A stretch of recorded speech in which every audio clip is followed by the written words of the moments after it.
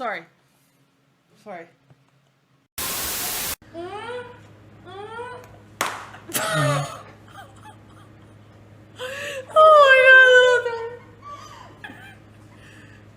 We're moving away the things that might actually... Alright, you guys keep the water in your mouths, please. 1, 2... Ready? Oh, that felt kind of good. Okay, it's at 20. I told you, bro. Hell yeah. Okay, can I put it up to... Okay. I want more.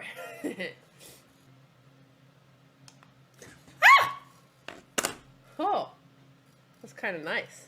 Ooh. Oh, it woke me up. Take it off! Take it off! No! I'm turning this My collar! Alright, this is my collar! Pet dog! Fuck!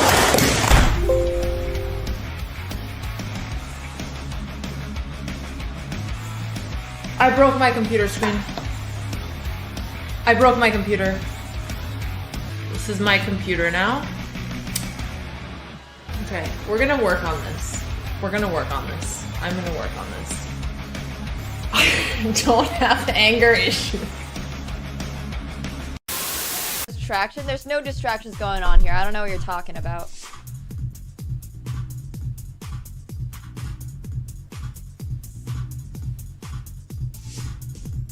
Wait, I got this. I got this.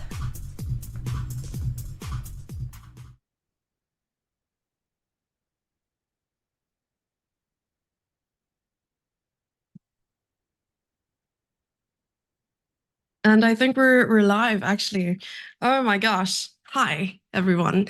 For those of you who do not know me, my name is Jessie February. I am from South Africa, Woman International Master, a Twitch streamer recovering from the flu. So excuse me if I mute myself every now and then. But it's a pleasure to be here. And I don't know, those of you who remember me, I played a match or a couple matches against Andrea Botez a couple years ago. And, unfortunately, she beat me. But, I blame the fact that push-ups were on the line and I needed a good workout, So, or was it a plank? I actually can't remember. I think my co-commentator is on his way. As you can see, the screen next to me is still blank. And yeah, we can see they have started the games as well. I will probably upload the moves as we go into the classroom. Still a little bit new to the whole technical things. Please bear with. A pleasure to see all of you in chat. And I hope that we can get along. No, I'm just kidding. Yeah, the little chess.com classroom, it's all like fancy and stuff. Have you guys not checked it out? Okay, alrighty. So I'll do all the grunt work. So Alex is playing with the black pieces and I'm quickly gonna go through the moves. Hopefully, as a very self-sufficient WIM, I hope that I can successfully transmit the moves manually on my side. Okay, so looks like Alex has gone with the King's Indian defense. And I believe I'm probably going to be wrong in saying this. Is this the Samish? Maybe you guys can help me out in chat and, be the book. Nope. Bishop e3. Bishop, yeah, okay, f3. Castles, bishop e3. And that was the last move that was made, and now it's Alex to move. Think so. Right, so I'm not completely useless when it comes to openings. Hi, good to see everyone in chat. Yeah, you guys will keep me company until Arian arrives, Finally, Andrea has to play the King's Indian defense and Alex, an adult. Oh, not the King's Indian defense, because KID is also King's Indian defense. She's actually playing a kid this time. So what, you telling me? Oh, I see what you mean. Okay, got you. The clock time. So I can tell you guys what's happening. I believe it is 1:30 aside. I'm probably going to ask our Mr. Producer to just confirm the time control. And I'll also update Andrea's board so that we can see what's happening there too.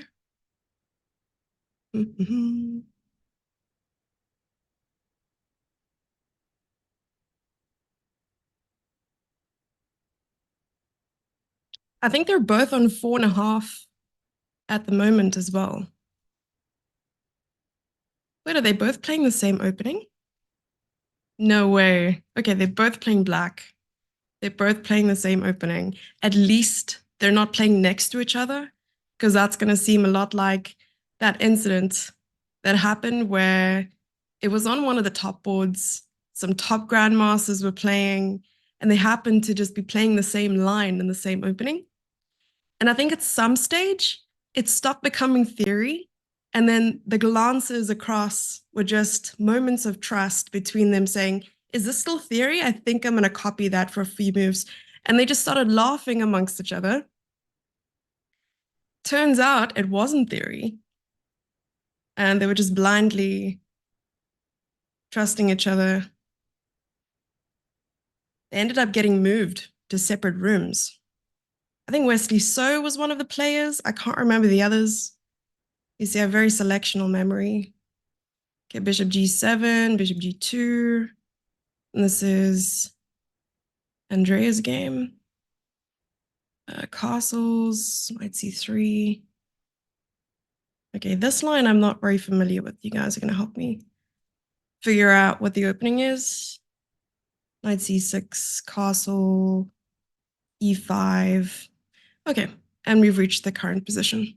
Hopefully our resident grandmaster can help us out when he arrives while I sip my tea.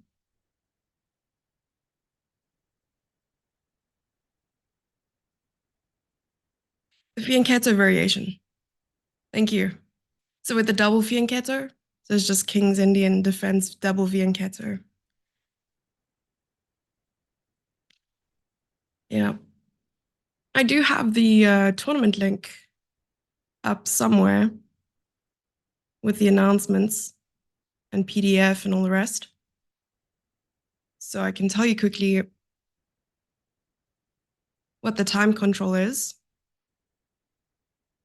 Oh, I don't have to read Polish. It's all in English. Lucky me. All right.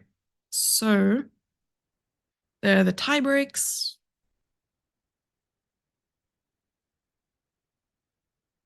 And the tournament runs until the 29th. Okay. Open B, 90 minutes for 40 moves, plus 30 minutes for the rest of the game, plus 30-second increments. So basically 90 plus 30.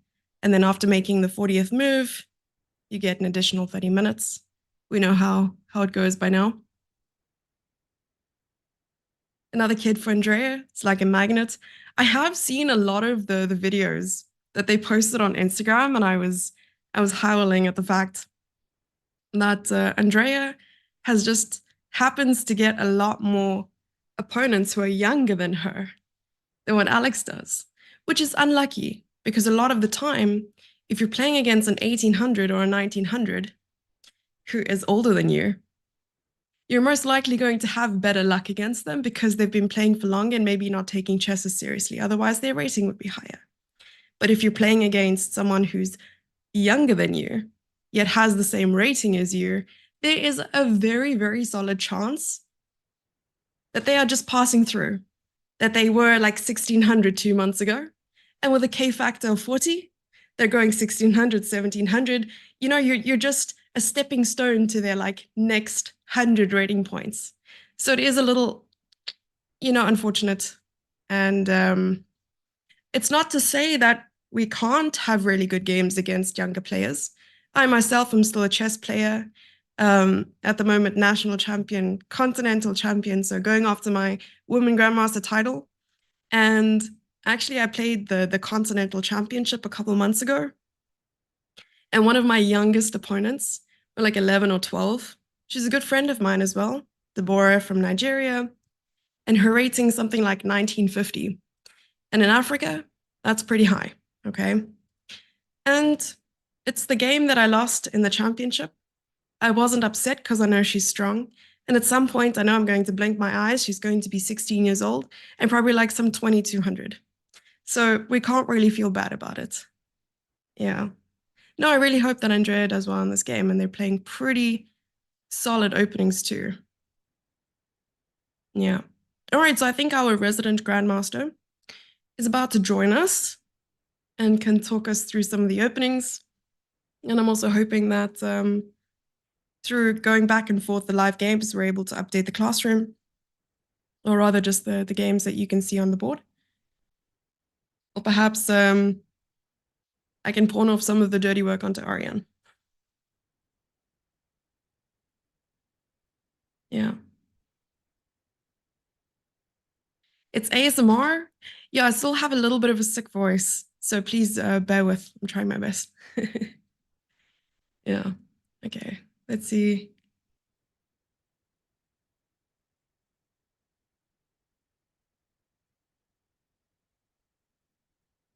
Wasn't Alex withdrawing from the was Alex? So Alex, I think, was leading with 4.5 out of 5, which is brilliant. And it often means that I can't say that you can relax for the rest of the tournament, especially with it being 9 rounds and it's pretty grueling. You're playing tournament, maybe top seed or something like that. And then oh, did we lose a board?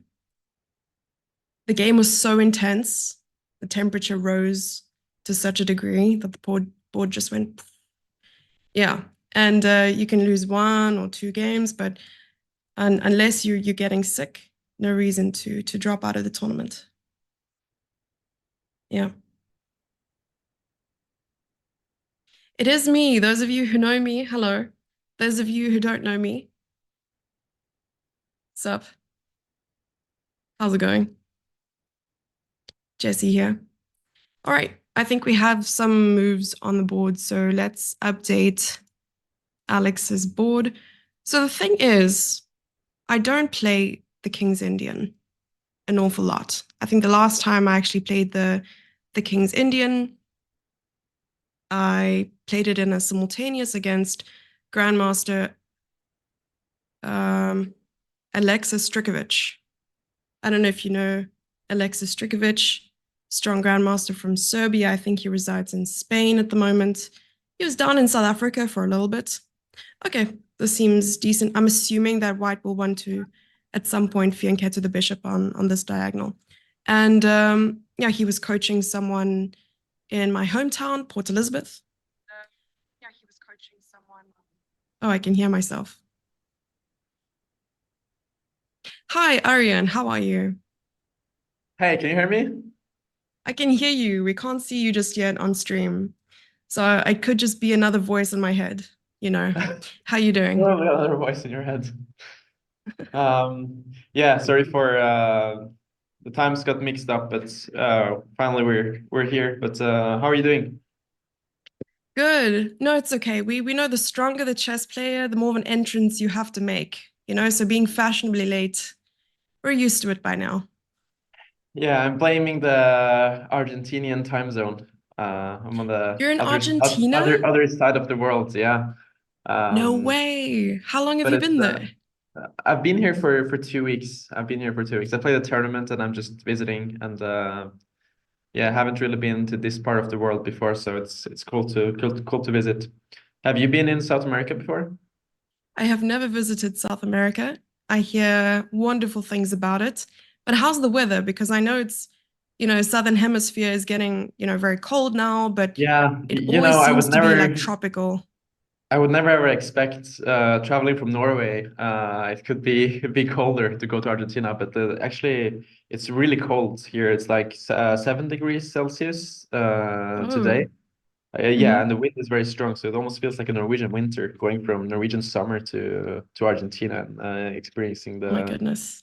yeah, it's really cold, but I mean it's okay. It's probably better in South Africa.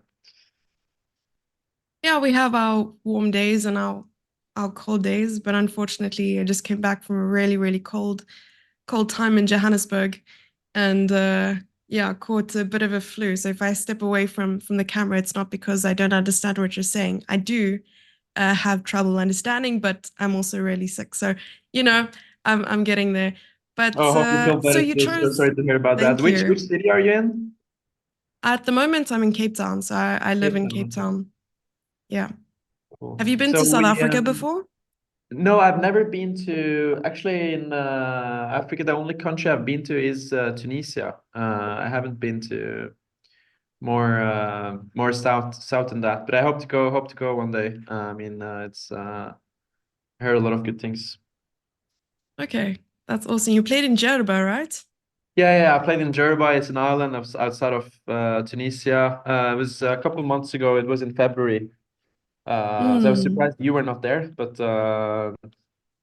yeah, it was it's just a nice island.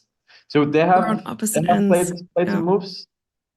Yes, they have. So we have the link from, I don't know, it's a website we can't really name on this channel. I'm joking. It's on Lichess. We have the live moves, and then we'll be feeding them through to chess.com just so everyone can see. So this is the live position for Andrea at the moment. You can let me know once you're in both of the classrooms, because you're about to school everyone in Did you chat. link in the So Discord chat or to the? say that Oh, again. I see it. I see it now. Okay.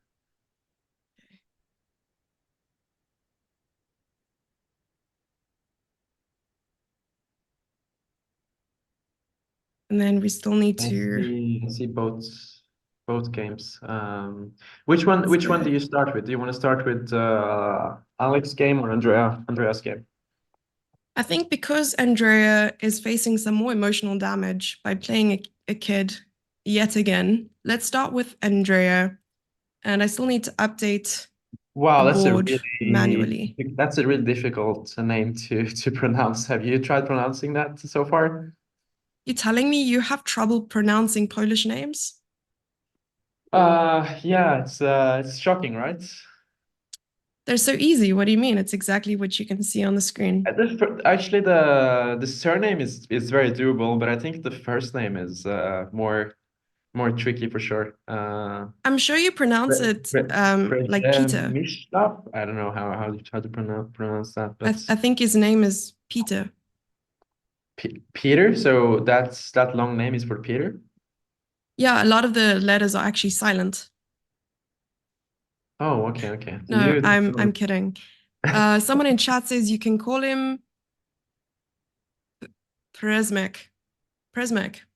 Chrismic. Okay, Chrismic. Yeah, Chrismic is playing white here, and we have a fianchetto King's Indian, like white played with G3, Bishop G7, Bishop G2. Castle, knight c3, d6. By the way, so if we're gonna move the pieces, so the viewers can see when we're like analyzing moves, where can I see that, or do they have to take a blindfold? Yeah, we can do both. I think it's good to test your visualization skills. But on one hand, we could just use the classroom to make as many moves as we'd like. I made sure that the main moves that are entered at the moment are the live moves, and then we can just use it for analysis. I think both, and then we'll just go back to the live position and just mention to everyone if we're going to be sidetracked, which I'm sure with all the questions I have, we will be. Do you play a lot of the King's Indian? Because I'm actually seeing that both Alex and Andrea are playing the King's Indian today. Actually, King's Indian is the only opening that I never played in my life, so that's perfect. Oh wow. But I know quite a bit about it, so it will be interesting to discuss. But wait, I'm just trying to get into the classroom here. Okay. Have you played the King's Indian before? I was just talking to chat right before you arrived, and I said the last time I played the King's Indian, and probably the first time I played the King's Indian, was in a simultaneous. And usually you don't really take simultaneous games as seriously as you take, your classical games and so on. So I played against Grandmaster Alexis Strikovic from Serbia. He was in South Africa. He was coaching one of the locals for a while, and he was giving us simultaneous. And I just decided, okay, let me play the King's Indian defense. He How did doesn't know that go? me. I don't know him. It was actually quite good. So I was one of the last players seated playing, and he had to grab a chair at the end and sit across from me, and they had to put us on a clock, like 5 minutes Oh, aside or wow. something. Okay, Last but man that's when standing? things. Sorry, I was the last one. Well, yes, I was the last one standing, That's and pretty cool. it felt cool. It felt really cool. And Okay, at the end I lost, but I felt like I really gave him a run for his money. Yeah. I mean, he's a very strong grandmaster. So that's okay. So here I have the okay. Now I got both links, so that's great. We can discuss the positions. Good stuff.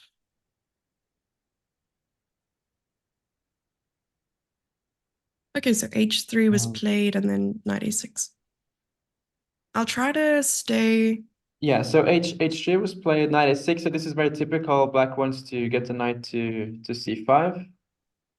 That's where the knight belongs, and also like that's why Black played a5 to control the b4 square, and then went knight a6. So knight c5 next, and White can kick it away with b4. And to me, this looks like a very fine position for Black. It's this system isn't really like the most challenging for Black, I would say. I don't know if you've faced a G3 system before. What did Strikovic play against you? He did not play the Samish, nor did he play the Fianchetto bishop g2 line. I think he just played regular like bishop e2. You're really testing my memory here. I just remember the opening, and I remember at moments where I was winning, and there are spots, blind spots everywhere. This was something like 5 or 6 years ago. So yeah, I think it was. I ended up getting some space on the queen side, but what I realized was, along with trying this like a3 b4 idea, it was important at some stage, because I had a5 on the board, to play something like b3, a3, and then b4 for some reason. Yeah, it takes And that it was takes too. time to get b4, and it's always a long process. And sometimes when White plays a3 to play b4, like we can show some variations here, like let's say knight d2, knight c5, and if White wants to play for b4, are you guys seeing the moves? Oh yeah, yeah. So White always has to play b3 first, and Okay, I see. then go a3. Like let's say bishop d7, a3. Let's say rook to e8, and then White has to spend another tempo on rook to b1, and only then b4 is threatening, because like even here, if you go b4, you still can't do it because the rook on a1 is hanging. Mm. It always takes a long time to get b4, and then also you have to always start with b3 and then go a3, because if you go a3 first, Black goes a4, and this is like positionally a disaster for White, because the b3 square is sort of like always controlled, and you don't really want to go b4 if you're left with this pawn on a3. So yeah, it's not easy for White to get b4 in. I was going to ask, you said that bishop g2 wasn't the most challenging line. So what is one of the most challenging lines for Black to face when playing the King's Indian defense? What stops people from playing King's Indian defense? I would definitely say it's more about the main, I mean, the main lines with putting all the pawns in the center. So that would be like knight c3, let's say bishop d7, e4, d6. So knight f3, castles, bishop e2 used to be the old main line. So Black plays e5 here, castles, knight to c6. And I mean, there are tons of games back in the days where, so White plays d5, knight e7, and let's say knight to e1, you have knight d7, bishop e3, f5, f3. Eventually, yeah, to explain the basics of the King's Indian, like Black tries to just put all his pieces on the king's side and try to give mate, and White This tries looks a to lot weaken like one of queen side. Hikaru's games that I looked at way back when. Yeah, I remember Hikaru had a game against Wesley here. I think it was in the 2015 US Championship, where Hikaru actually got in a nice attack and won, mated Wesley. But in general, this race is considered to, nowadays it's considered to be fine for Black. Personally, I would be more afraid if my opponent would go for my king, then I would be going on the queen side. But But this used to be the old mainland, but now there are all kinds of other lines, like I would say like h3, castles, bishop e3 is very, very critical. There's that Uh, f4 scary, like 4 pawns looking thing.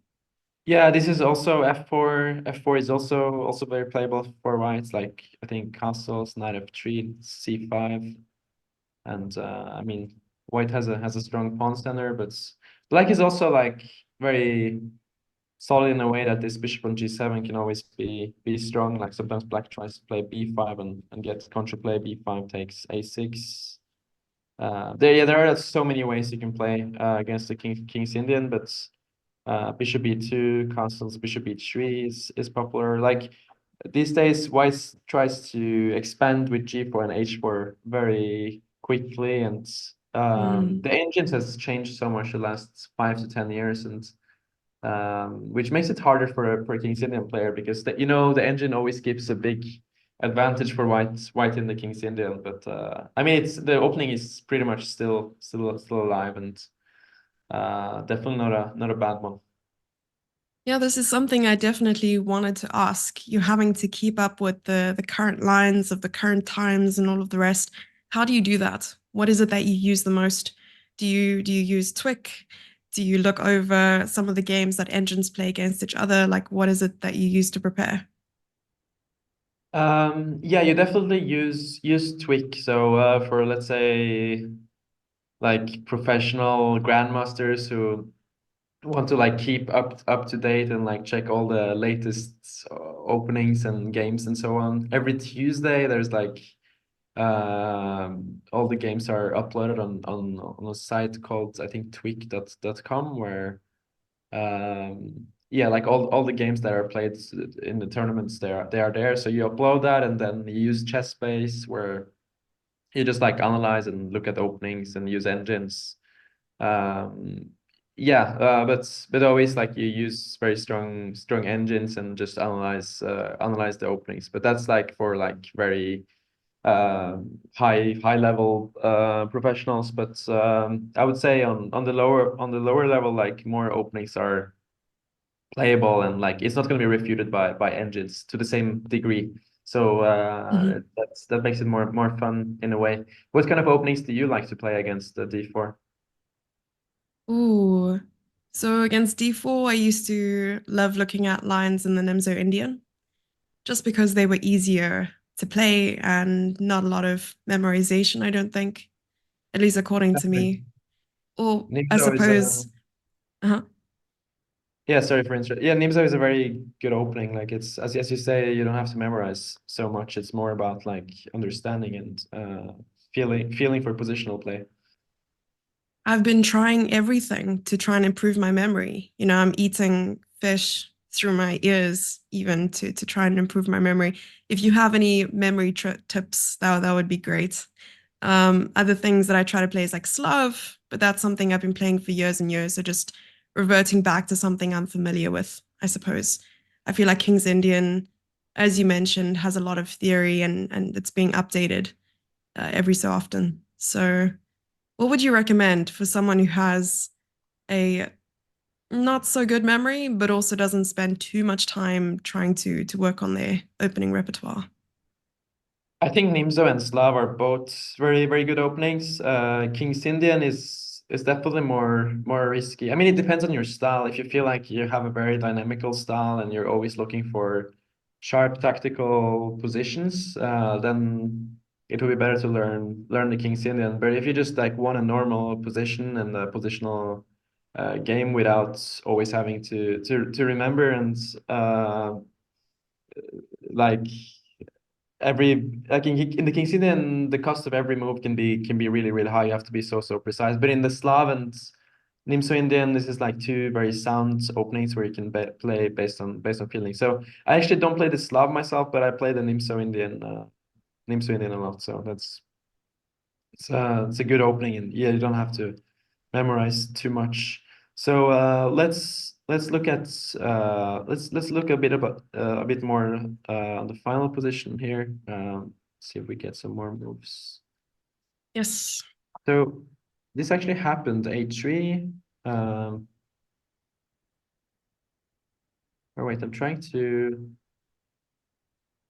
Is this the final position, or is this the moves? No, so these are the moves that you had entered actually. So after h3, there was a5, knight e6, bishop e3. Okay, knight e6, bishop e3, and then what happened here was actually knight to d7. Knight to d7. Oh, okay, here we go. a3. I'll just promote the moves so that we have them. a3, yeah, this is the current position. Yeah, h3. See, it's H3 moments. It's a good move by white, because now if black goes knight to c5, white can play b4 immediately and attack the knight. So now the rook is protected. So white can play b4.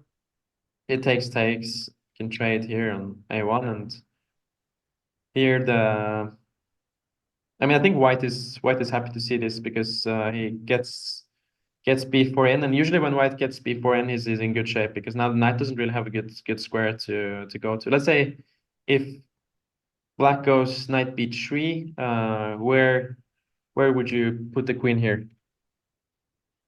Probably on d1, you'd want to cover the square of d4.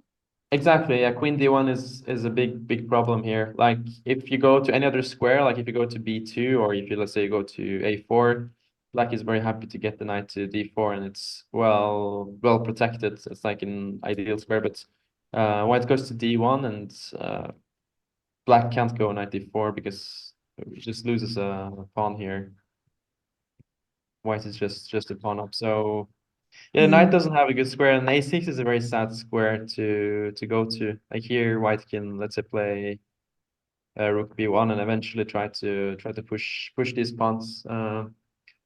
And what you always have to be careful with as black is you sort of always have to spend a tempo on h6, which is very sad, before you can go f5. Like f5 is the counterplay that black is seeking for here, but if you don't have h6 in, it's always going to be met with knight g5, knight e6. Oh, that looks very uncomfortable to Yeah, play. and once the knight lands on e6, black is basically just dead. And yeah, so what I learned, like I remember back in 2012, I had a Norwegian coach who was trying to convince me to play King's Indian. He told me that if you lose the bishop on c8, you always lose the game. So without the c8, Whoa. you always lost. I mean, that's very like exaggerated, but That seems like a crazy rule of thumb. Who was this coach? We have to know. sorry? Who was this coach? We have to It know. was an international master from Norway, Kjetil Stokke. He's known in the Norwegian chess community. Yeah, Amazing. he was like, used to be the coaches in the World Youth and European Youth Championship back in the days. But the reason for the c8 bishop being so important is that when black tries to go for attack with f4 and g5, it sort of like never works if you don't have the c8 bishop, because for those who have like studied the old King's Indian classics where black mates, it's always like giving away the c8 bishop at the end of the day in some like very sacrifice. It's always about that bishop. So anyway, so black always has to go h6 before they go f5. But let's see what Andrea will do here. So h3, this is the position on the board. Yeah, a3 is the final position before we move on to Alex's game. I wanted to know, when playing against someone who is younger than you and probably seems like they are at a similar strength or perhaps up and coming, what is your usual approach? Do you usually play the same old thing you usually play? Do you adapt your repertoire according to their weak points, or what is it that you do? So somebody that is up and coming but is lower rated, or? Perhaps both. So if you were to approach it from an angle of they're the same strength as you, what do you do? But they're younger, so you're more experienced. Yeah, that's I guess a good question. I'd probably try to go into the end game against them, because like they're probably less experienced there, and I would sort of like assume that I would study their games, but if they're like younger and more up and coming, I would assume that they're like very good in openings and very sharp. calculates very well and has a lot of energy. So I don't know, just try to play a long game and try to grind in the end game. Yeah, not play too theoretical, I guess. Yeah, these days the people are just so good in openings. I feel the up and coming talents, they're just very well prepared with all these chessable courses out there. Do you have a chessable course? Great question. I do not. If I were to make a chessable course, I think it'd be on chess memes more than something more instructive, you know. What about you? I actually don't. Yeah, I should have made it, but and now I feel like all of the subjects are sort of like taken, or people have already made a course on different openings. But yeah, I actually Not at don't all. I have a think if course. you were to make something, it would be a, a great improvement on anything that's out there. I'm sure if you take something that's close to your heart or something you understand really well, you put your own twist on it. Plus, it's your personality on top of it all. I'm sure people would buy it. Yeah, maybe it's an idea. I just saw Anish publish the course on the Grunfeld, and like you have these two chess guys like Swidler and Geary both have Mm. courses on Grunfeld on Chessable, so it's a big competition out there. Do you play the Grunfeld? Yeah, Grunfeld is an opening I've played since my childhood. I think it's a great opening for like uh, understanding positional That's another question. improving your positional understanding, and also Mm. um, That's it's I another would say question like I was going to ask. Like the Grunfeld is something that can be rather overwhelming, especially when you're first introduced to it. Maybe you have a week or two before a tournament and you want to learn how to play the Grunfeld, and it's a little bit too late. yeah, So, the thing with the Grundfall is that there is a lot of lines to study. There is so many different lines white can choose against it, and I mean, if you're just starting out, it kind of looks weird to give away the center like this. Like it just looks like white is better here with a center, but it's a bit of a deep opening where you give up the center and then you challenge it later, and you have sort of other squares to play around. But it's I definitely have good memories with it. But there is a lot of theory on the opening. But if people want to learn the Grunfeld, there is so many like good courses on it. So it's very mm, possible to learn.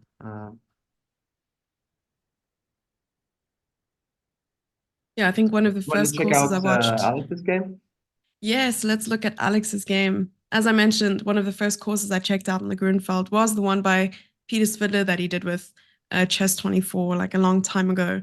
I haven't seen the Geary one. The last time I saw one of Anish's Geary's videos, I think he did something with Chessable along the lines of the French. I think he did the French because I'm a French player. And he also added his own little twist to it. And that was quite good. A lot of coaches were talking and sort of suggesting this course. So I'm sure chat has come up with a great name for your chessable course, by the way, Arian. I'll tell you now, it's called Chess, the Arian way. Chess the Aryan way. Mm-hmm. Okay, that's yeah, then I don't need to think about the name anymore. Um, yeah, I just have to think about the topic for the course, but maybe I'll analyze some interesting positions, because I feel everybody's doing openings. So I would think about doing something else. Mm-hmm. Yeah, but what you mentioned, it's funny actually with the Svidler course back in the Chess24 days. That was actually the reason I started playing the Grundfeld. Oh, Like back in 2013, 2014, yeah, Svidler published a course on Chess24, and I just watched that and got inspired. So it's funny that we both looked at that back in the days. Yeah, and yeah, that's Anish, really cool. of course, on the French is good as well. But yeah, I haven't seen Anish play much of the French. You don't see it that much in the I mean, at least you didn't used to see it that much on the top level, but like in the candidates, the last candidates, there was a lot of games in the French, and that was interesting. But everybody kept playing the That was exchange cool. French with e takes True. d5, so that showed how scared people are of the opening. So the French is just too OP, you're saying. If you want to Yeah, learn maybe an we opening, you all heard have to it start here. playing the French if everybody's gonna trade on d5. Yeah, so the last move that was made in the position here in Alex's game was knight to b6. Knight to I wanted to b6. know, what was your most memorable game? My most memorable game, I think it was when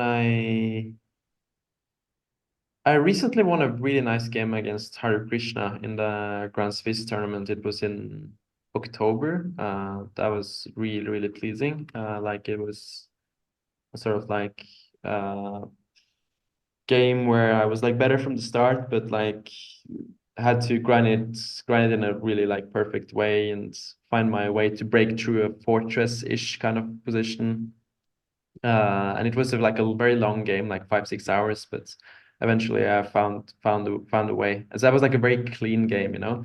But probably the most pleasing win I had was against Nepo. It was like the Norwich Chess of 2021.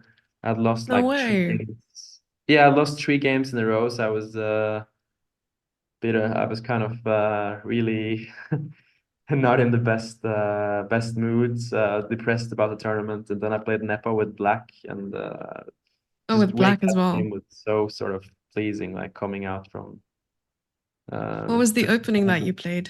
it was show you. It was a weird opening. It was he played English, knight c3. I played bishop b4, knight to d5, and then I played bishop to e7. This all looks so strange, like knight to d5, bishop e7. You're just like giving away the. So it wasn't a mouse slip? No, it was actually not a mouse event. I guess bishop c5 is more normal, but bishop e7 is actually quite popular these days. The point is just like if white takes it, you get a development advantage.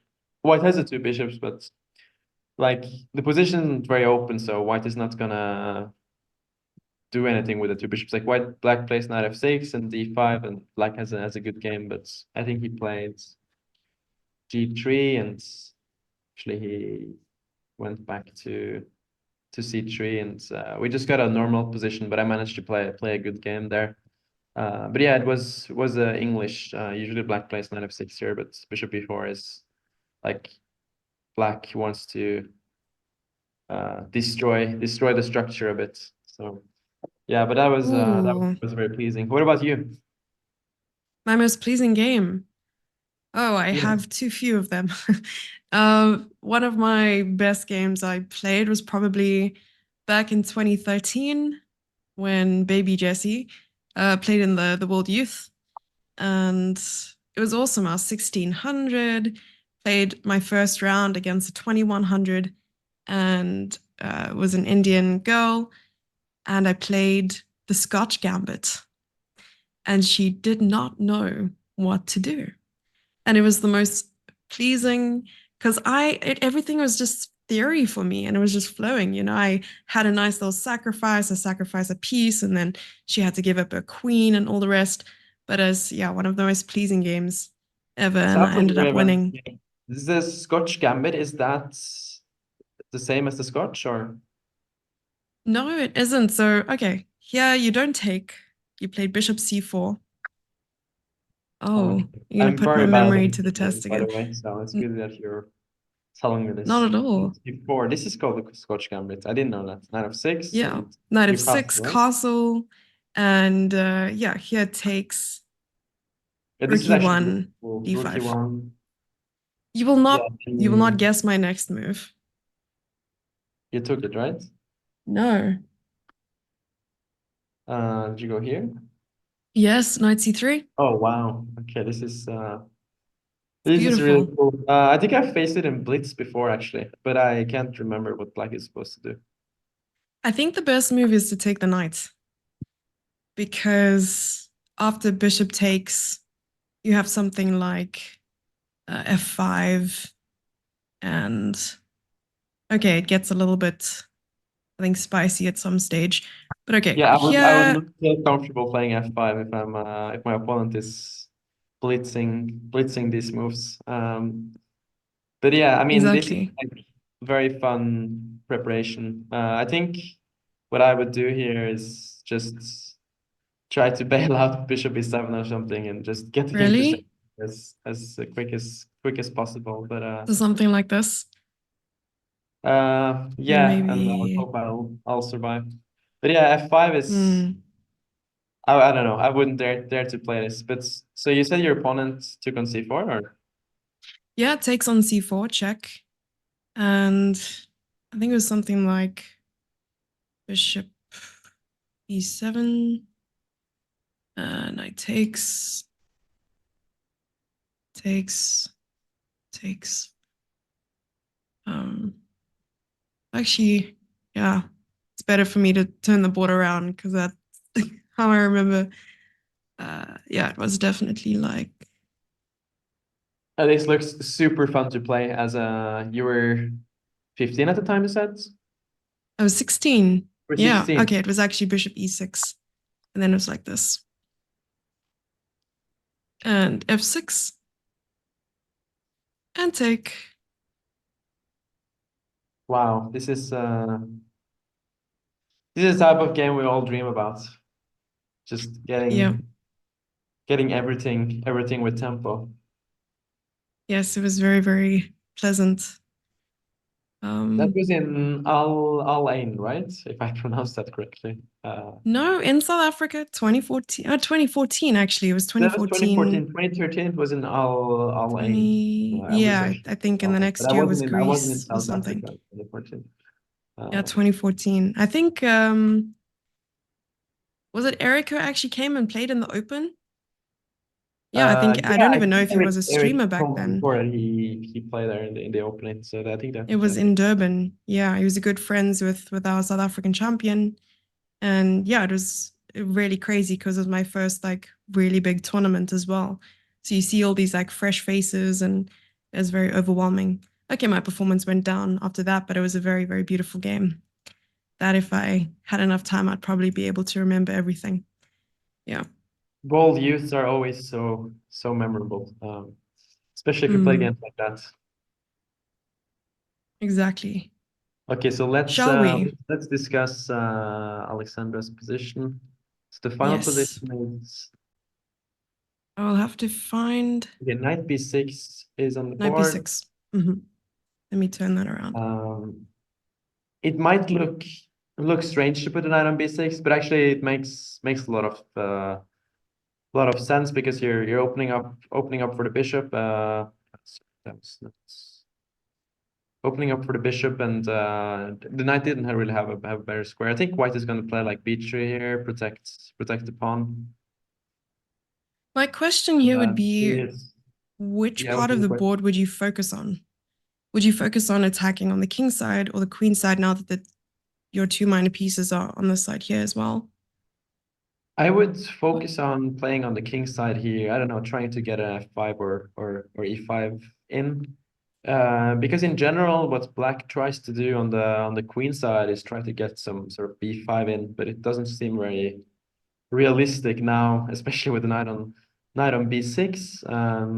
But it's not so easy for white either. I think white is going to try to play knight to g3, bishop to e2, and castle. So meanwhile, black has to find a plan how to set up the pieces, and I'm a bit curious how black is gonna set up here. Like you can play moves like bishop d7 and I don't know, like rook to c8, but it doesn't really do so much. Let's say if white goes bishop e2, like you got these two moves in, but it's not clear what you do next. So you have to find a way to organize your pieces, and you can't really. I mean, actually, I guess d takes c5 is a threat here, so that's something we have to take care of first. Bishop d7 does that. Yeah, I looks would not. like b3 was played B3 almost was played. immediately there. Yeah. Yeah, I don't really like to take on d4 because I feel that really helps white. This sort of Mm. setup is always more comfortable for white. We get it from the like Maroczy structure and the Mm. Sicilian as well. I can sort of just show But that you very get some fast. squares, don't you? So with the c5 move, if we were to just go back for a second. So Here knight you mean? takes.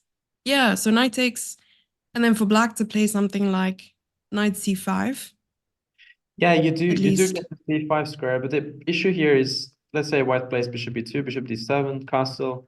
It's just very hard for black to have a plan here. The knight on b6 is not really doing much. Usually black wants to try to play a6 and b5, and so Mm. white has a space advantage here and has their pieces on ideal squares, controlling the d5 square. Like white is just much better in a position like Mm. this. It's because black can't really organize their pieces. So I think black cannot really take on d4 here. I think bishop d7 makes sense, and maybe after knight Because g. maybe exchanging pieces would be black's plan in the center. Because I remember playing Maroczy and my opponent's knight was on c6, taking on d4, trying to exchange. Even the dark squared bishop on that diagonal looks very strong, but still being okay trading the g7 bishop. For white, you mean, or? Yeah, so after knight takes, with the knight c5 idea again, sorry, and then knight to e6 later on, something like that. And then maybe Even bring in the even a bishop out. position like this is very Oh, unpleasant mm, for black because without the dark squared bishop, white is going to try to play f4, f5, and just attack the black king, and it's very hard for black to have a plan here to set up their pieces. So mhm. white just has a comfortable space advantage. So I think a b3 is on the board. Bishop d7, I guess, makes some sense. Knight to g3, and I mean, with a knight on g3, it somewhat makes more sense to take if we want to do that. And now at least white can't take with the knight. Mhm. Maybe try to play e5 and get the knight to c5 somehow. Ooh, that looks so risky. The It does look d6 pawn risky, is but looking you also don't delicious. really wanna trade the bishops because the king gets sort of weak. Yeah, I'm So there's some questions, Arian, about the Norwegian Championship. Do we ask? Do we not ask? You can ask the Norwegian Championship. Yeah, that's I feel bad about not playing there actually. I wrote the organizer 4 days ago and I asked if I can play. They said it was too late, so that was Oh, kind of sad. do you have to play the The Norwegian Championship in order to make the team? no. You know, in the problem with the chess in Norway is that there is no money in Norway. So like the grandmasters, when they play in the Norwegian Championship, they have to yeah, I was like not offered even accommodation to play Oh, there. wow. Just like in other countries, you're used to getting offered I don't know, a place to stay and like a place to yeah, a place to live and At uh, least, yes. at least something, you know, for Mm, organizers provide something, but like the GMs in Norway, also the Olympiad team, we play for free. It just not treated very professionally. And I was in contact with the organizers and they were like really pushing me to play, and I wanted to like wait with my decision because I was in Argentina and I wanted to like make the decision while I was here, but they really wanted me to say 100% that I'm gonna play. And then in the end, I sort of said like I don't want to commit to it, and then once the tournament in Argentina was over, I told them that I want to play, but then they said it was too late. So it was Ooh. sort of a pity, but Yeah, at least you get to have a yeah. little bit of holiday in Yeah, I Argentina. get to have a bit of a holiday, but it kind of feels a bit bad to just watch tournament online and not play. Because it's obviously prestigious and cool to play a national championship, but the conditions they provide for GMs are pretty bad in our country, and you just don't feel That's sort of really like very unfortunate. well treated there. But yeah, not much to do about it. We just have to watch Hammer crush the event, hopefully. Well, there you go. And then you also get maybe a chance to commentate on some of the games. I don't know if they do have their own little commentary going on, but you No, can always be a part of that. they don't have that. They should have it there. Wow. Yeah, there's a lot of things that should be improved with the Norwegian chess, I think. But it's not, yeah. At least we get commentary on the tournament in Poland. There we go. So Arian for president. That's point number one. Oh man.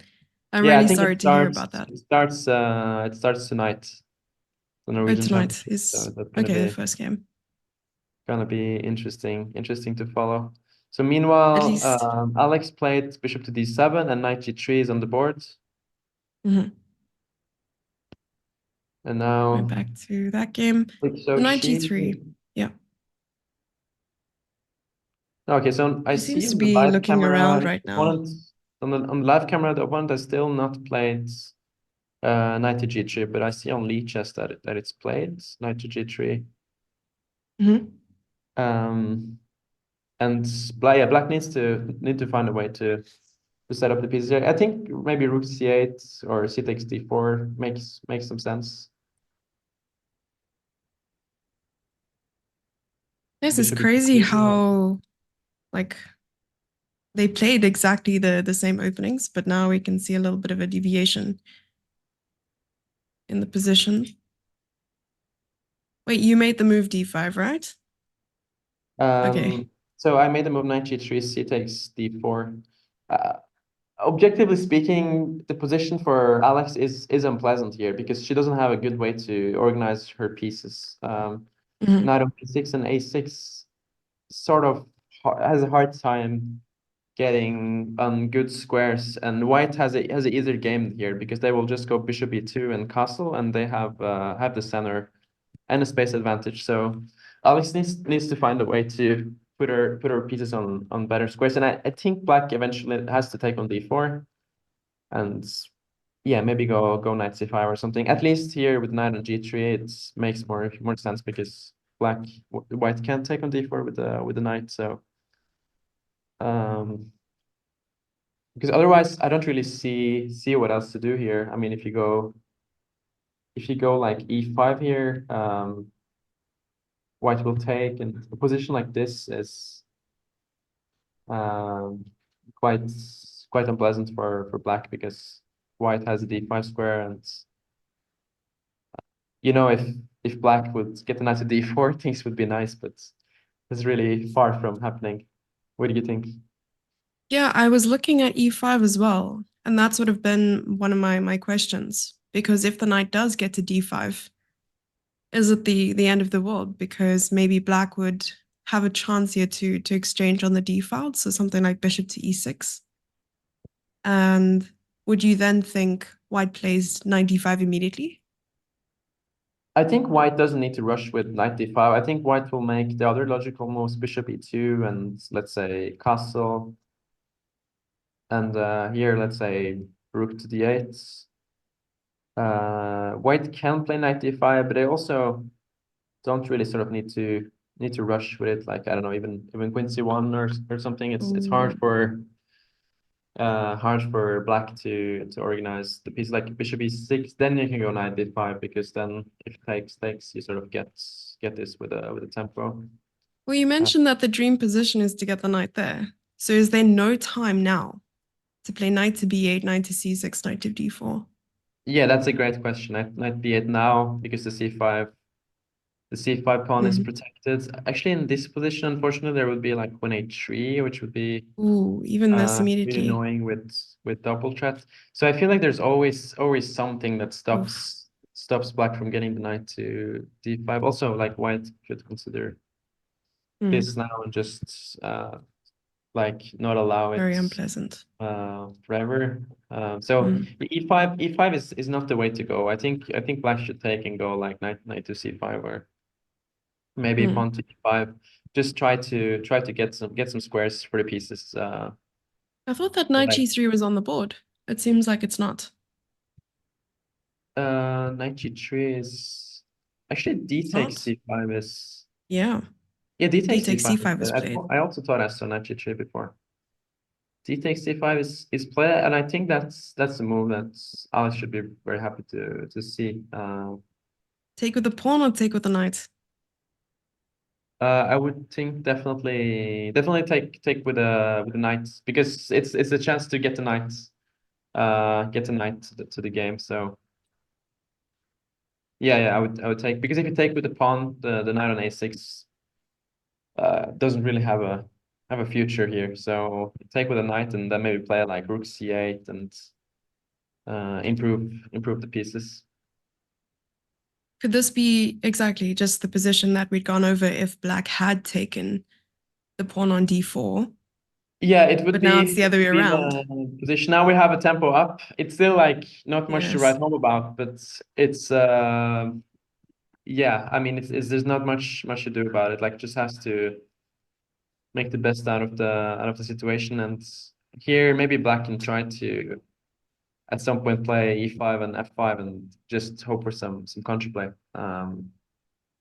I'm curious where it all went wrong for Alex in the opening here. Yeah, again, I'm not a King's Indian expert, so I don't like know the opening. Like the opening That's was what I was going very to ask. Is it the King's Indian? Is that where it went wrong? hopefully not. Yeah, I guess Hammer has a thing to say, has a thing or two to say about that. But maybe c5 made more sense here. I don't know, like d5, maybe knight c7, try to play for b5. Knight d7 was played.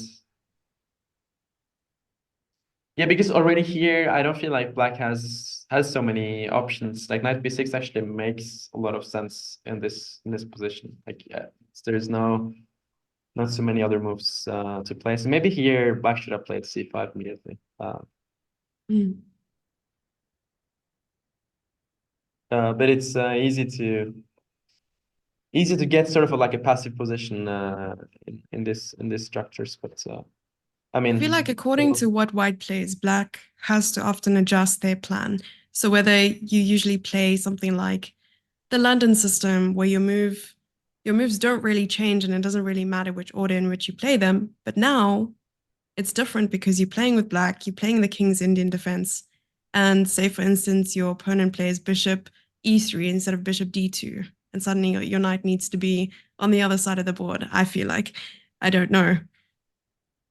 yeah. Every move has its own story in the King's Indian. So I mean, I guess in the classical variation where you have the race, it's usually the same type of moves, but otherwise you have to like act very precisely. So back to what we talked about, like the Nimso Indian is more of an opening where you have room to make, let's say, one inaccuracy and still be fine. But in King's Indian you have to be more precise. So Alex played knight takes c5. I'm happy to see that move. The knight is in the game. I guess white will play knight to d4 here and get the sort of, I don't know what you call this, but I call this the Maroczy bind, where you have the pawns like this. Mhm. You sort of get it from the Sicilian as well. I think that's where it is like the most famous. Like you get it from the Khan variation here. Yeah, finally I'm seeing some sort of familiarity because I Yeah, play exactly. Maroczy bind with white sometimes. Yes. And yeah, it's like very, you get it here too with a knight on d4 and the same sort of pawn structure, and this is considered to be better for white, but like also very playable for black. So I was going to ask, is there a sort of rule of thumb if white wants to start an attack? Since white has the central space, what is white most likely going to do? you mean Attack in in the this exact center position or in Alex's in position? the game? In the game. So whenever I'm trying to show something on the board, it's not so easy for me to find the game again. Let me try. Yeah, I think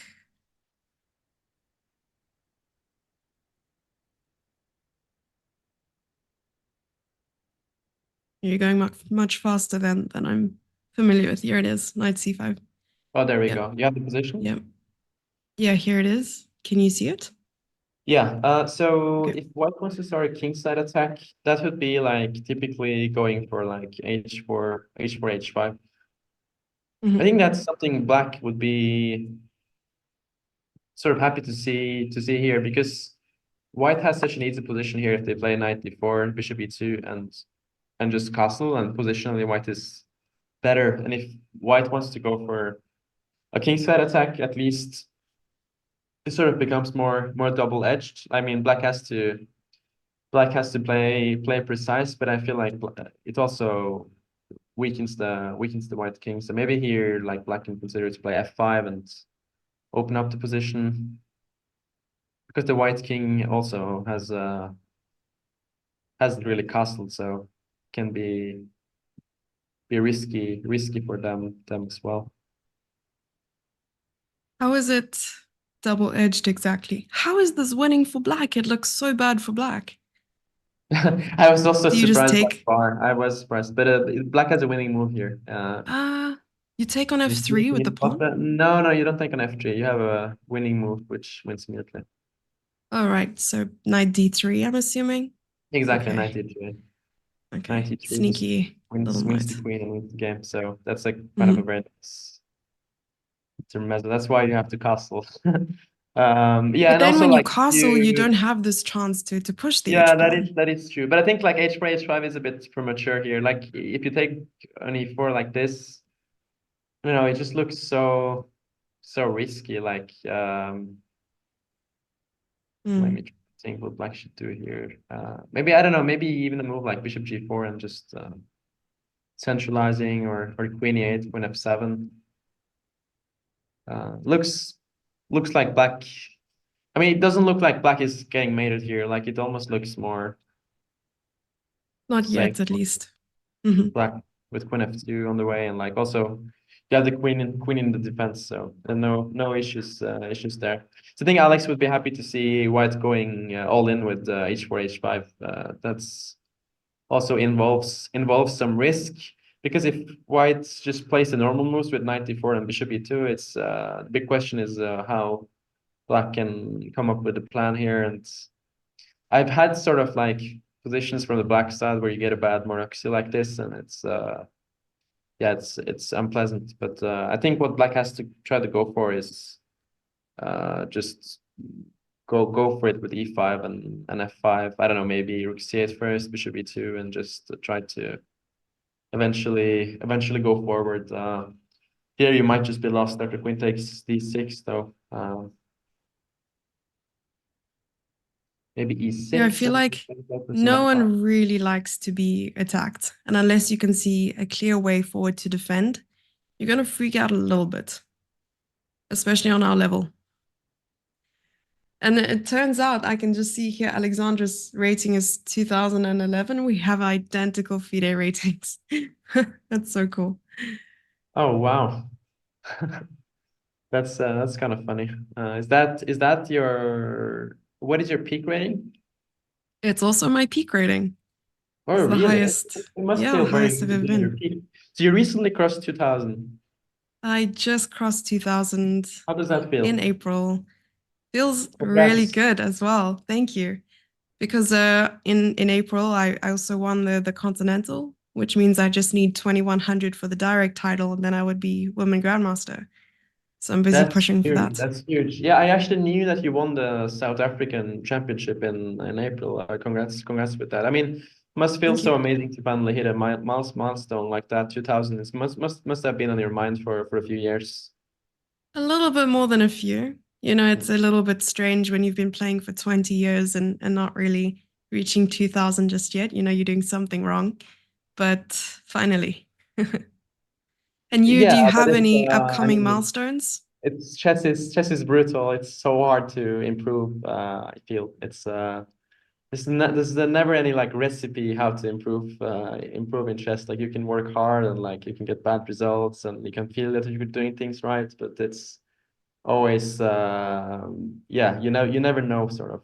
Oh, I heard about some things you shouldn't do if you want to improve. What shouldn't you do? So apparently, according to some top players in the world, step one is you shouldn't get married. And Oh, then really? step two is you shouldn't have kids. And I mean, then I've there's heard some that other before, like you smaller marry and you steps. lose 50, 100 rating points, or you get kid. But I've also heard the opposite Hmm, thing. So in the end, I'm just confused, honestly. Like I've heard both stories. Like doesn't always go one way. I feel. I mean, I think it depends on the relationship and depends on the person, and it that's always true. depends on the circumstances.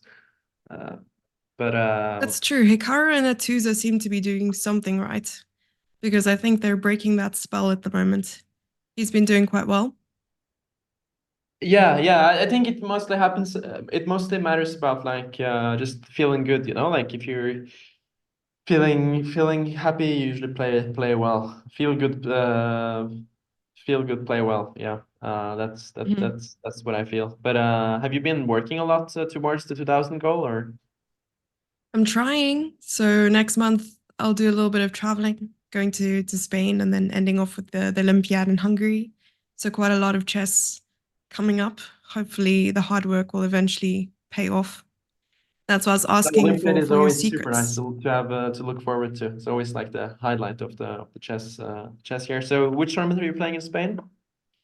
In Pontevedra and then some tournaments Sorry, probably I in have Portugal to. as well. Mhm. I'm in a workspace here in Buenos Aires, and they're sort of like telling us to go upstairs because we rented the room here, but it was only like for 1 2 hours. But we're just gonna move upstairs. It's Of gonna take course. like one to 5 Okay, minutes. sure. Um, yeah, I'll set everything up and yeah, yes, it's but a lot of people wants to work here, so. No, it's all good. So then we'll see you in 5 minutes then.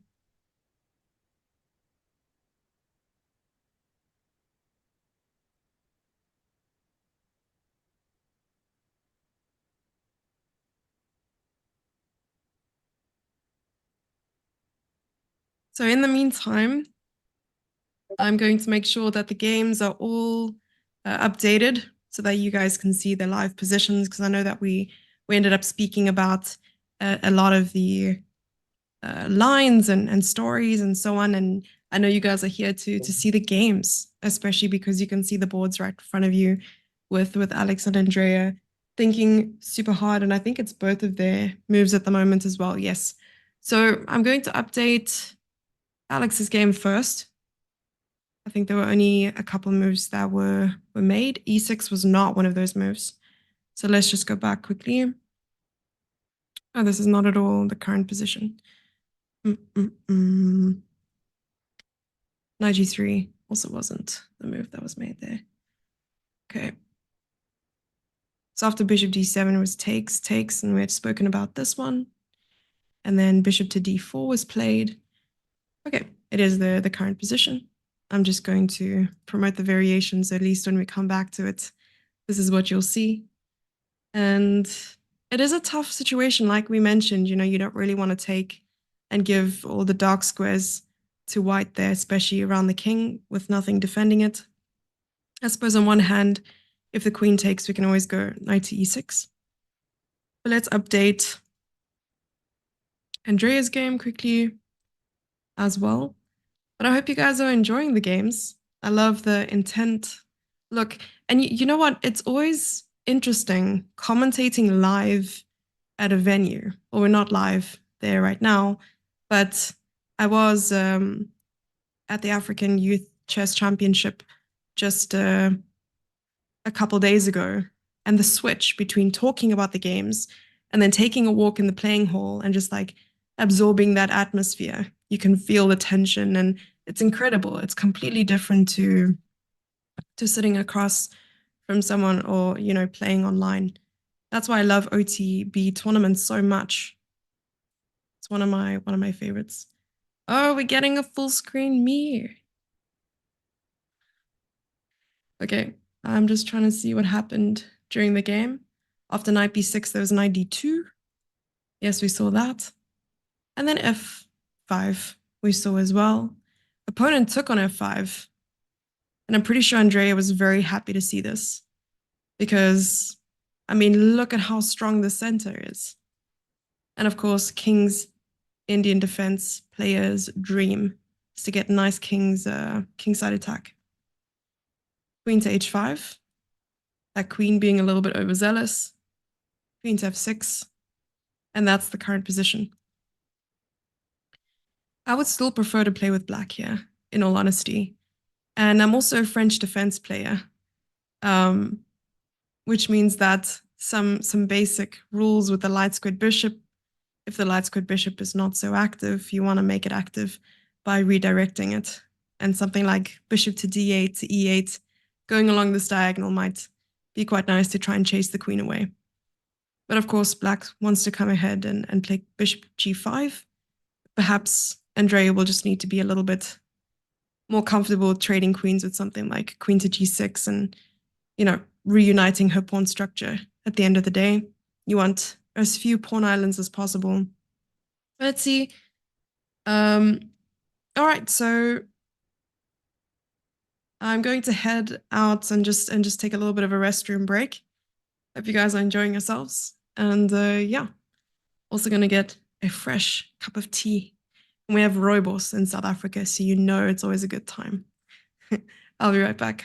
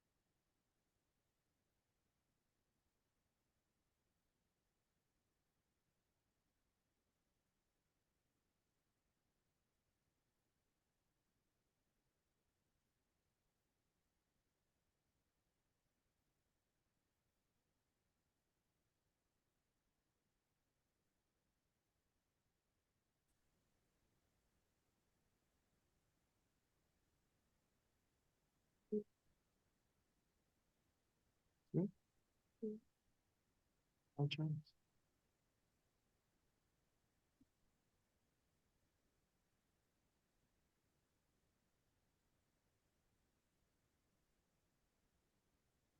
Can you hear me? Oh, Jesse's not there.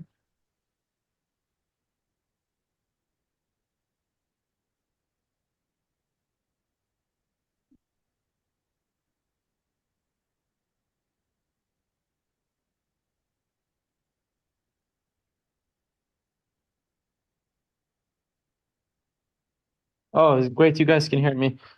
Yeah, so Alex, yeah, sorry guys. I had to move upstairs in a workspace in Buenos Aires here. There were some other people that wanted to use the main room. So got some moves in. Also, Andreas' position looks very interesting.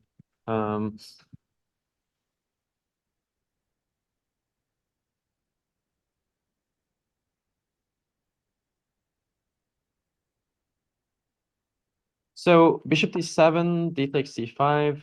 Alex took with a knight, bishop to d4 was played, and a5 on the board. I think the last couple of moves have been great for Alex. I think knight d4 made more sense here. Bishop e2 and castle. Bishop d4. I don't think black really minds trading those dark squared bishops after a5. Like white can take on g7, but king takes. It's not the end of the world for black. The king is kind of vulnerable without that dark squared bishop, but it's not so easy for white to take advantage of it really. If you go a move like h4, I mean black could go h6 and meet h5 with g5 and keep things closed. And a check on d4 is also not really that dangerous. You can go f6 and eventually try to play bishop c6 and e5 at some point, and just the knight on c5 is actually very stable now, and that's why the a5 move is strong, because you always like stop white from playing b4. And also not, I mean, white can't go a3 either to go b4 because the pawn on b3 will be hanging. Jesse, can you hear me? Yes, I can hear you. I'm back. Oh. I didn't want to interrupt the thought process. Oh, no worries. So, catch me up. Yeah, so knight takes c5, bishop d4 is on the board in Alexandra's game. All right. A5 takes on g7, king takes. This is the position. And I would say it has improved a bit in the last couple moves. I was much more worried here, actually, after like knight g3 and bishop e2, because it's very hard for black to find the plan. So a common rule is when you have less space, you're happy to trade pieces. And in this case, white has a big space advantage in a position like this with the pawns here. White has a comfortable advantage, but in the last couple of moves, black started trading. Sorry, white started trading. Yeah, The white bishop. was the one who was trading. Yeah, exactly. White started trading, and that's something black is happy to see. Are you happy to see a move like a5, trying to fight for some space on the queen side? Yeah. I said that a5 was a great move because you're stabilizing the knight on c5 here, and b4 is never possible. I still think white should probably try to go knight d4 and finish their development with bishop e2 and castle. Mhm. But black isn't in really bad shape here. I think black should go e6, maybe put the queen on f6, and just try to play a bit on the dark squares. Say bishop e2. I was even looking at the move order of going check. So something like queen d4 first, and then queen e3, leaving, Queen d4 the here. threat. Yeah, queen d4. But Yeah, then queen what would d4. black play? Would the king go back, or would you cover with the pawn? Here I would probably go. I mean, both are possible. I'll probably go f6. Mm-hmm. And yeah, I think this is acceptable for black. You have sort of like more decent pieces than before, especially the knight on c5. I see. I was sort of hoping for the king to go back because then you could play something like queen to e3, hoping Oh, I for thought like you were gonna knight say h4. d4. Oh, I suppose, yes, you know what? You just Earlier read you my wanted to mind. attack I with was h4, testing so you, you see. I thought you wanted h4 again. But yeah, queen e3, knight d4. That's yeah, then the d4 square is ideal for the knight. Let's go to Andreas' game because there's been a lot of things happening. Ooh, exactly. So I did update the position before I left to make some more tea. And we saw knight d2. You probably wanted to go a So little bit more it's back. funny that Uh-huh. they both went for knight b6. That's some Yes. So maybe that was part of their family. last session with the coach. The coach was like, knight b6 is actually a rare occurrence and you should play it. And then suddenly you find it in both of their games. Yeah, I mean here it really makes a lot of sense though. Knight b6, getting tempo on d2. And I said earlier that black never wants to play f5 if knight g5 is available for white. And that's why knight b6 even makes more sense because of knight d2. Now you go f5 and there's no knight g5, so it's a perfect timing. Takes queen h5. Queen f6 was played by Andrea. Another good move. If you could Like choose after queen f6 to play with white or to play with black, which would you choose and why? um I think I would choose black actually. I think it's the trend is in black's favor. Black got in f5, and I feel like the black moves are easy to play. Bishop d7, get a rook in the game, and eventually you will try to push these pawns at the right moment. And it's not really clear to me what white is trying to do. You really want to time f4 in a good way. Like let's say here if white plays rook Could white e1, play bishop say, g5?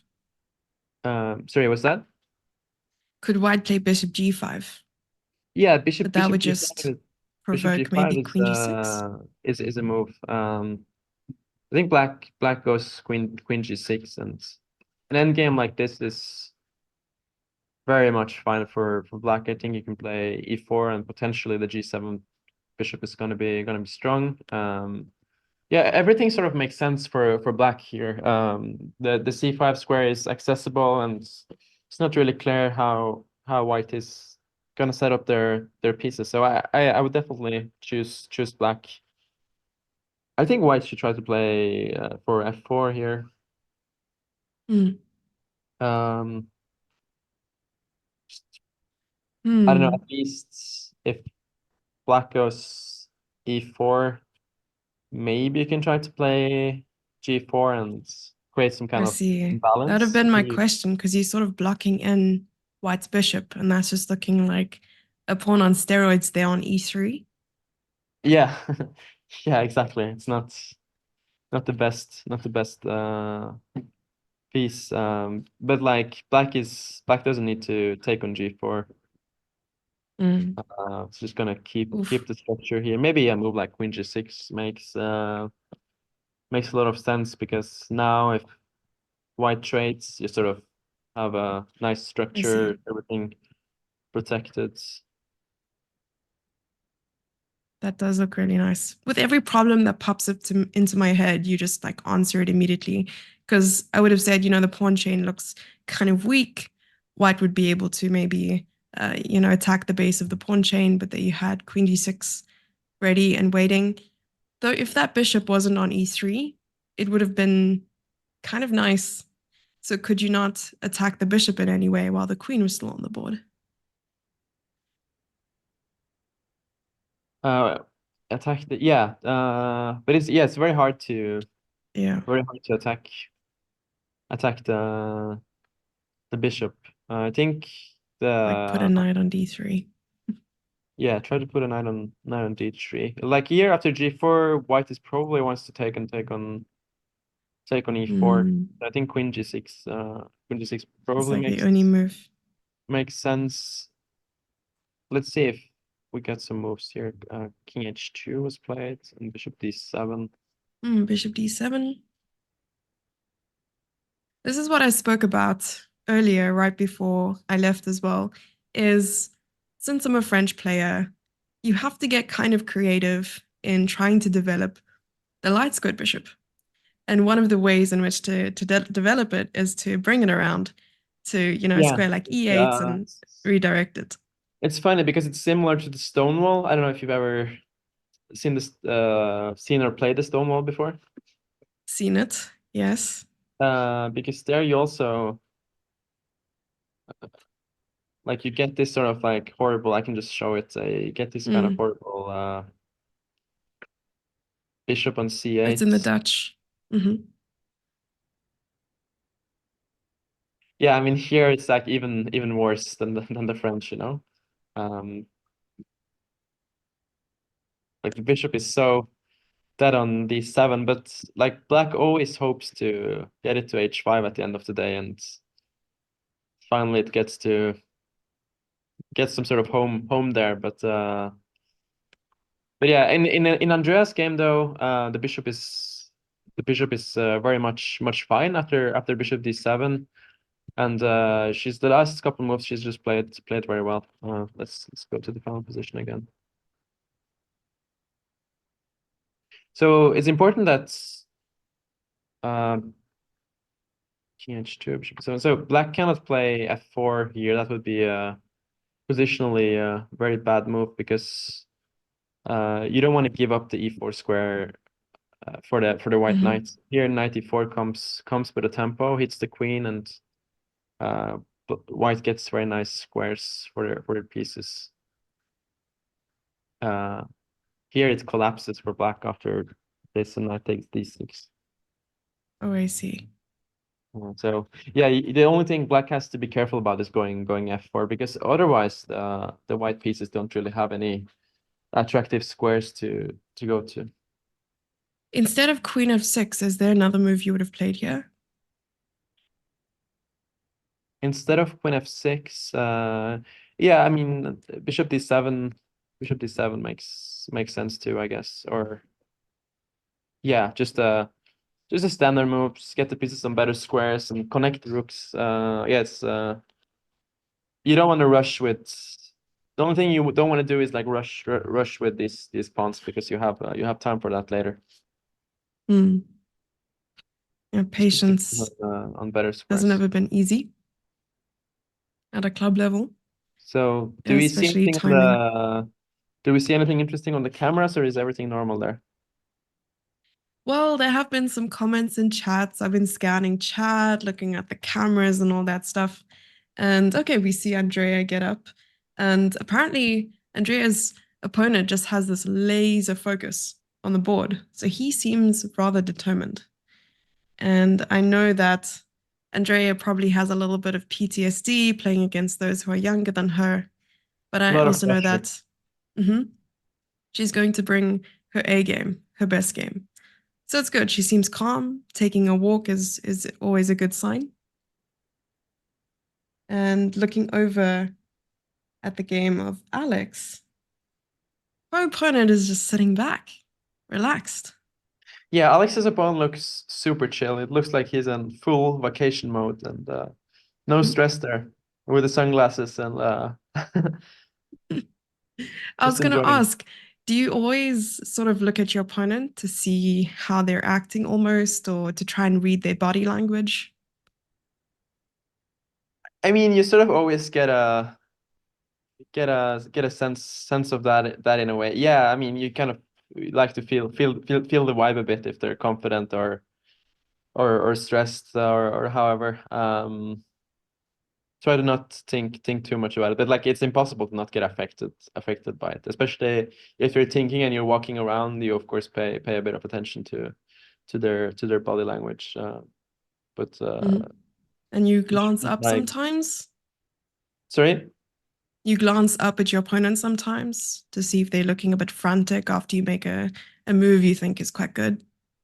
Oh yeah, definitely like to look a bit, at least, just to feel if you can get a sense of things, but I don't do it too much. I know players that look much more than me. They like Yeah, I've stare also you played down. players who look a lot like me during the game, and but it's Oh. mostly like lower rated players you play against, because I don't know, I feel like when I play against the top guys, there's like very okay, I guess some of them I can say are look a bit more, but in general they don't. It's interesting because I feel the person that never looks at you is Magnus. He just never looks at his opponent. I feel I played against him many times, but I just never felt like we never got like eye contact during the game. I see. But like against all the others, you get it like at some point, but it's yeah, I think some players just have decided to like never really look at their opponent because they don't want to get affected by like believing them or um You don't want to accidentally what make eye about you? Do you look contact at your and have opponent? like a slow motion moment. Sorry, what's that? No, I said you also don't want to run the risk of accidentally looking up and then your eyes meet and then there's a like slow motion moment, between you Yeah, two. yeah, exactly. My former coach, his name is Axel Smith from Oh, Sweden. nice. Yeah, I have one of his books. Yeah, he wrote Woodpecker some very nice Method. books. I actually wrote the foreword in one of his books, Pump Up Your Rating. Oh, Um, lovely. Need to I get the think it book. won like the Book of the Year in 2012. But anyway, I remember we were playing a tournament and it was Reykjavik Open in like 2012, or was it 2013? I think it was 2012 probably. And he Mhm. was playing against a very young Anish Giri at the time. I think Anish was like 18 or 19 at the time, but very, very strong. He was like 2700 We and tend very to forget promising how young young Anish talent. actually is. Uh-huh. Yeah, I mean, it's crazy. Anish has been around for so long. Like decades. And yeah, so Axel was my former coach. He was like a bit worse during the game, but he was very close to making a draw. I was playing a good game there, but like I remember after the game, he told me like, whatever you do, just never look at him. Because he was apparently giving a lot of Okay. strange looks to Axel after every move Axel was making. Anish was giving some weird looks to him. Oh, wow. It just didn't really Weird looks. improve his confidence during the game. Hmm. Yeah, there's just some people. And have you ever had like an opponent who's just been insufferable, like making noises or kicking you under the table or anything to try and distract you? Um, Definitely not in recent times, I would say. Not that I can. I mean, I'm sure it happened in like youth tournaments back in the days, but not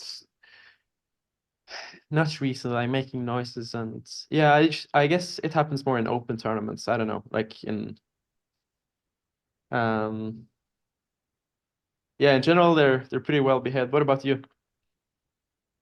I think the last time something like that had happened was probably a tournament I played in Portugal in 2018. And I'm talking about an extreme case. It's fine if someone has, a small sniff in their nose, you can just hand them a tissue or whatever and say, please go blow your nose off to the side. And it just, a very polite way of approaching it. But then there are just some people who you have no control over, and you can't exactly tell them to go deal with their business elsewhere because I think it's part of their personality almost. The Hmm. grunting. My opponent would grunt purposefully only when it's my move and like leaning over the board, doing it loudly. It's hard to put your fingers in your ears or try to like, not think about it. And I get distracted quite easily over the board. So then you sort of have to just go with it. I ended up just like losing that game really quickly because I don't wanted to get over with it, blunder a pawn, it's not my best chess. But you also feel bad when someone else is playing against them and they're going through exactly what you went through. So yeah, it's not so easy. Same boat. But Yeah, no, that's annoying. It's a tough situation. I mean, yeah, you cannot really tell the organizer either. mhm. Um, but uh, but yeah, you just gotta be. I mean, you just gotta try to as much as you can to not just focus on the board, but it's easier said than done. Have you ever been to a tournament where they were allowed to smoke in the playing hall? Allowed to speak? Oh, smoke. Oh, allowed to smoke? No, no, not really. No. I mean, I guess in some Eastern European countries it's could be allowed, but I've never experienced it. Have you? Well, I played African Championship last year in Egypt. That's the closest I've gotten to a tournament where they not allowing smoking inside the playing hall, but just outside. So if you wanted to go to the bathroom or if you wanted to grab something to drink, you have to pass through this like cloud of smoke. So it almost seems very dramatic that when you get out of the cloud, there you are making a dramatic like smoke entrance. You know what I mean? But You yeah, other couldn't than like that, smoke during the game, right? you can smoke during the game. You can go outside and go smoke, but you can't pick But up a not like cigarette at the board. not like at the board, like you know, in the 90s where they could like smoke while they were playing. That would have been such a good time, don't you think? Like the vibe, like you're The, down a pawn, the maybe good old you're in days. time trouble. You're like you light your match, and you just you're like it's okay, it's fine, I'm okay. You can just calm your nerves like that. That's fine. And it's such a time to be alive. They should bring that back. No, I'm just joking. Yeah, the romantic era of chess. Yeah, but I played a lot against a lot of smokers, so that's for sure. But not Mm. like not during the board. But like they would go out a lot, and then you just try to make a move when they're immediately when they go to smoke, so you win some time. Ah, sneaky. So you know they're going out for a You gotta be a bit cigarette. sneaky about it. Yeah, yeah. I see, and you're gaining some time on the clock. But then you can Maybe, blunder too, so you have yeah, to. maybe Andrea's opponent is a smoker because she has an hour, 4 minutes on the clock, and her opponent has 31 minutes on the clock. But Yeah, he's a if kid. only he was not 12 years old. Yeah. Exactly. We're still debating how old he is. I don't exactly know his age. Yeah, Also, he looks very young. But that being said, I think the last couple moves has really gone in Andreas' way. yeah. At least based on the last move, I think Bishop takes b6, we can conclude that he is very young. So you think this is the experience showing that he immediately went and took this knight that was sitting on b6, not doing any harm to the position. But I Yeah, guess yeah, in I think some way, that's Mhm. sort of yeah, I guess lack of positional understanding. Bishop takes b6. It's I mean, because you could take that knight at any point, and it wasn't really going anywhere. So I think White shouldn't have rushed with taking the knight on b6, and now he followed it up with queen to e2, and this is the position we have on the board right now. This is really nice for Andrea. Like all her pieces are on great squares. I think she should just play bishop to d7 now. Definitely would Crazy how want to it's play. giving such a big advantage though, Arian, because the material is still equal. And it looks like black is the one with the sort of pawn imbalance with double pawns on the b file, yet it's still giving such a great advantage. So it has to be, the position. So yeah, Yeah, sorry, you yeah. were about to talk Um, about the ideas here.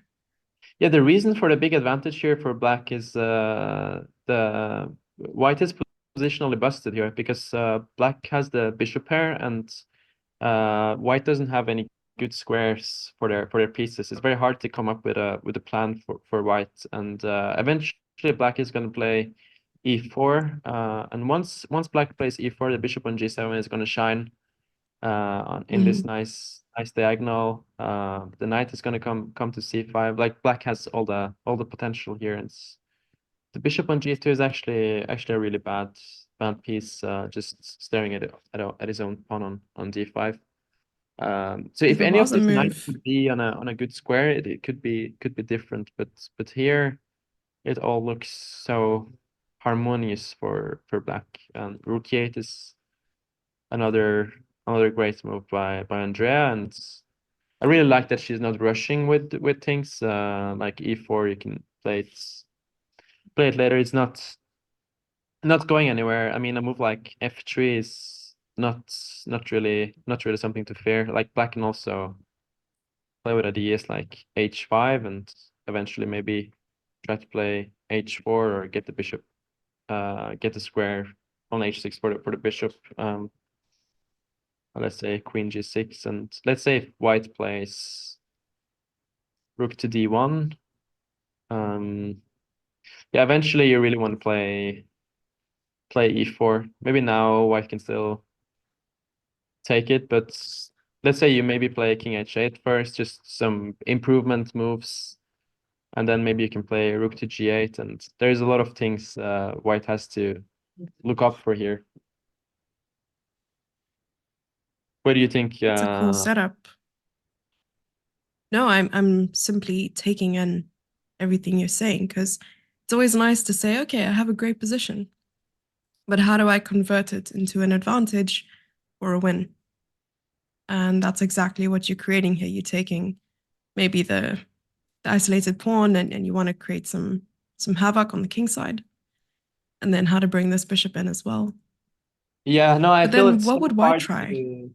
It is so Mhm. hard to win good positions in chess sometimes, because it's very easy to get tempted by rushing things and you want to do something immediately. But Mm. you always have to like ask yourself, what is my opponent actually doing? And it's just so unpleasant for white to play this position, and you almost want black to do something immediately because then you can respond, you know. But otherwise, if black just improves the position slowly but surely, it's very hard for white to find any moves to improve their position. So Mhm. the What rook could white is do really hard. in order to bring the knights in, or at least improve the position here?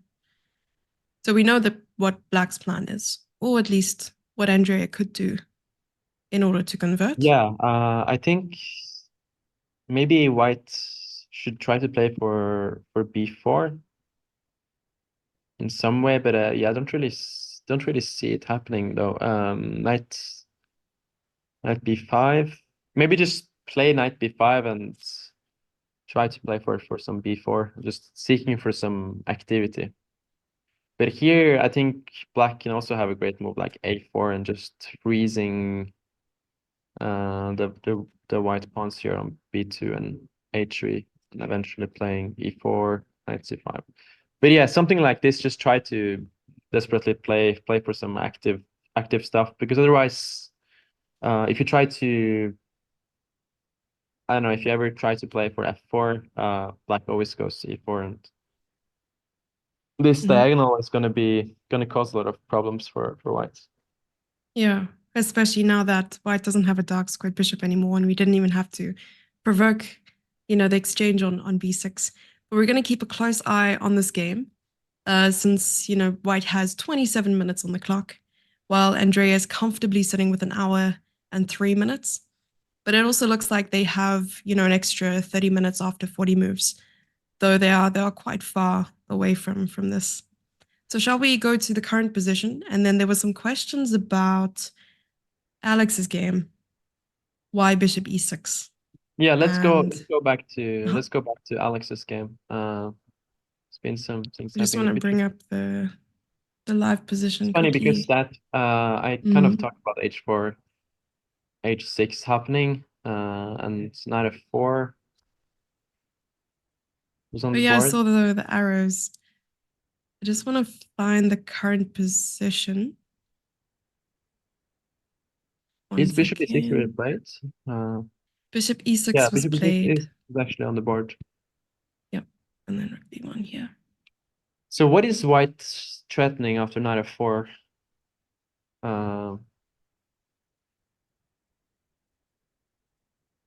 Yeah, bishop e6 is curious, because I'm thinking about what white was threatening really. Maybe the concern was the control over the dark squares or d5. So if a knight were to get to d5, well, this is at least what I would be worried about. So if something like bishop e6, knight d5, or rather a different move, let's say Yeah, knight something like rook d5 b8, perhaps, or knight maybe white d5 wants to go for takes g4 and takes. play active. And now to try and get rid of the knight, you're also weakening more of the dark squares. Yeah, that is true. I guess that's why she played bishop e6. But I think bishop c6 would make some more sense, because after bishop e6 you are sort of, what I don't like about the move is that you don't have the option to play e6 or e5 anymore. With the bishop on c6, let's say if white gives a check on d4, you can always respond with e5.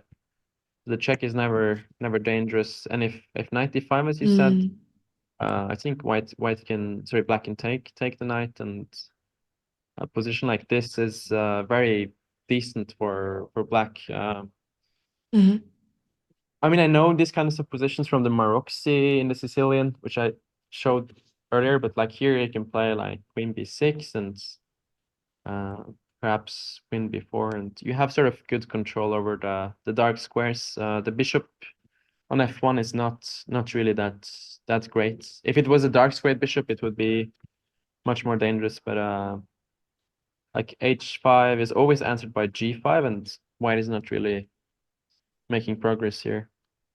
I can't relate. My Maroczys never end in this much peace. So yeah, usually they're more wild, but this is like comfortable. More dramatic. Comfortable for black. But yeah, then I can see where bishop is, what the idea of bishop e6 is. But like if white plays queen d4 here, you have to be careful, because Oh, what do you would play happen- f6 though? Yeah, what would happen if you play f6? Maybe chat can Oh. what happens on f6.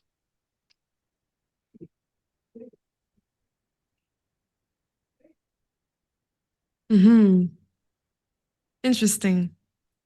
Yeah, it also had to take me a moment, so I'm glad you didn't ask me. No, that would be too easy for you, But of course, you're just testing me. especially now that you're 2000. Too easy. Definitely earned it. Oh, someone says the queen is lost to fork. Queen takes knight. Exactly what I saw, chat. Just like you. I want to be like chat when I grow up. Yeah, chat is very sharp. Good stuff. Yeah, f6 falls to queen c5, but Alex is not gonna miss that. I played some adoption matches against Alex and Andrea. I know how tactically dangerous they can be. You can say that again. King g8 has to be played after queen d4, and I don't know, I sort of always wanted to answer queen d4 with f6 or e5. And after queen d4, king g8, I sort of feel like the king is a bit vulnerable, and you never can go e5.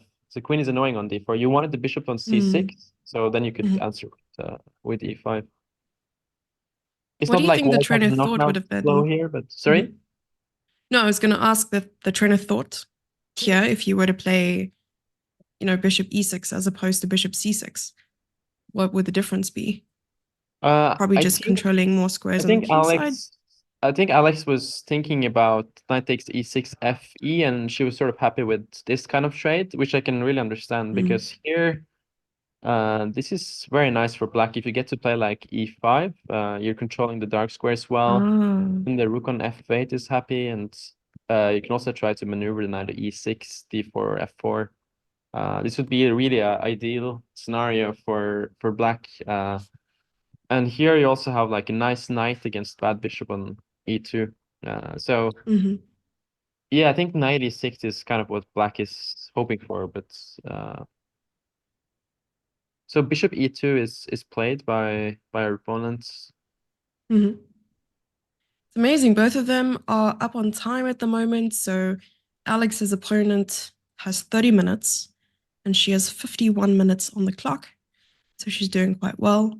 up 20 minutes, and it's always good to be up 20 minutes, very, very far away from 40 moves. You're going to Oh, capitalize on definitely. that time advantage. Hmm. Definitely, that time advantage is can play a crucial role. 20 minutes is it's not a joke in this Yeah, position. Like, it's always only an after, advantage unless you're playing Grishuk. yeah, yeah, Grishuk is plays better with low time almost. Yeah, this is also move 16, so it's a lot of moves to go before move 40. So the time advantage can be a big factor here. The move bishop e2 I think is a strong move, like just sort of asking black what they want to do.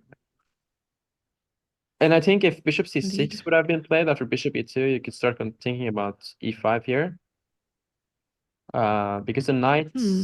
doesn't have so many squares to go to, and this kind of trade is again something black would be happy with. Let's say Even though it's a nice this. looking bishop, you wouldn't mind Exactly. trading it. Like this is like the Hmm. dream scenario for Hmm. black. Here black is having a nice knight against a bad bishop. If you're wondering why that bishop is bad, the reason is because sort of like blocked by all its own pawns. And there's nothing really going on the light squares. The knight on c5 can never be chased away. The dark squares play a bigger role here, and black is sort of in very good shape after queen b6. Yeah, I think Queen this is b4. very useful for chat members as well as myself. Trying to improve our positional play, because it's always Yeah, more fun to work on your tactics, and maybe calculations a bit easier than working on positions. Where you're having to find plans rather than just go immediately. So here, okay, so f5 would be quite nice to achieve, and it's hard for white to castle.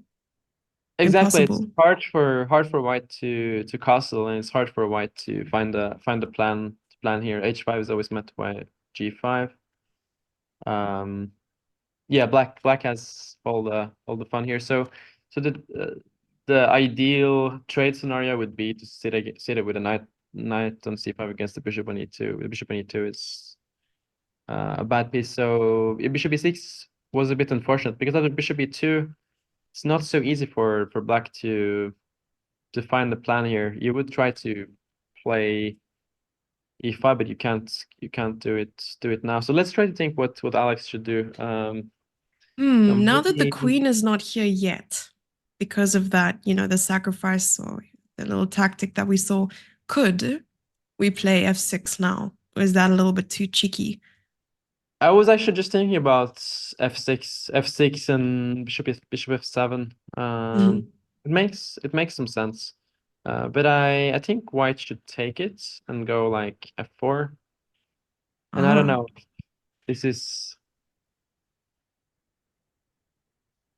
oh, I see. uh, kind of dangerous, but maybe you can play knight c5 here and meet f5 with And g5. wait.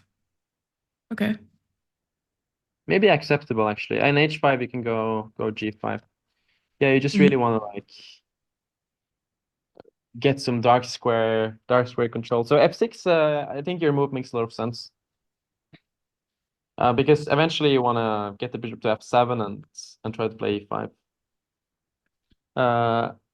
Alex played knight d7. This was the other move I was thinking about. I mean, logically speaking, that also makes a lot of sense, trying to put the knight on e5, and you still don't really fear knight takes e6, f takes e6. Um, So they're talking about different ways to just entertain yourself during a chess game in chat. And chewing gum is something that I tend to do quite a bit when playing chess. Do you do something like that? Chewing gum or fidgeting um, or drawing? I used to chew gum when I was like 10, 11 years old, but I never do it anymore. I don't know. I had a coach who told me that you shouldn't chew the gum. While He playing. Yeah, I don't know. He said like it's I don't remember exactly why, but you're sort of uh I don't know, spending some energy on that, or Oh, I it's see. Yeah, also it takes a lot of honestly, I think energy. it can also be a bit. I personally don't think so, but some people think it's disrespectful to your opponent to chew a gum. I Mm. once played a Swedish grandmaster in a tournament game where he apologized after the game because he was chewing a gum and he forgot to dump it before a game. I personally didn't Okay. think about it during the game, but I was going to ask you, you left out some details, didn't tell us that you approached him afterwards and said, how disrespectful of you. And he's like, oh, I'm so sorry.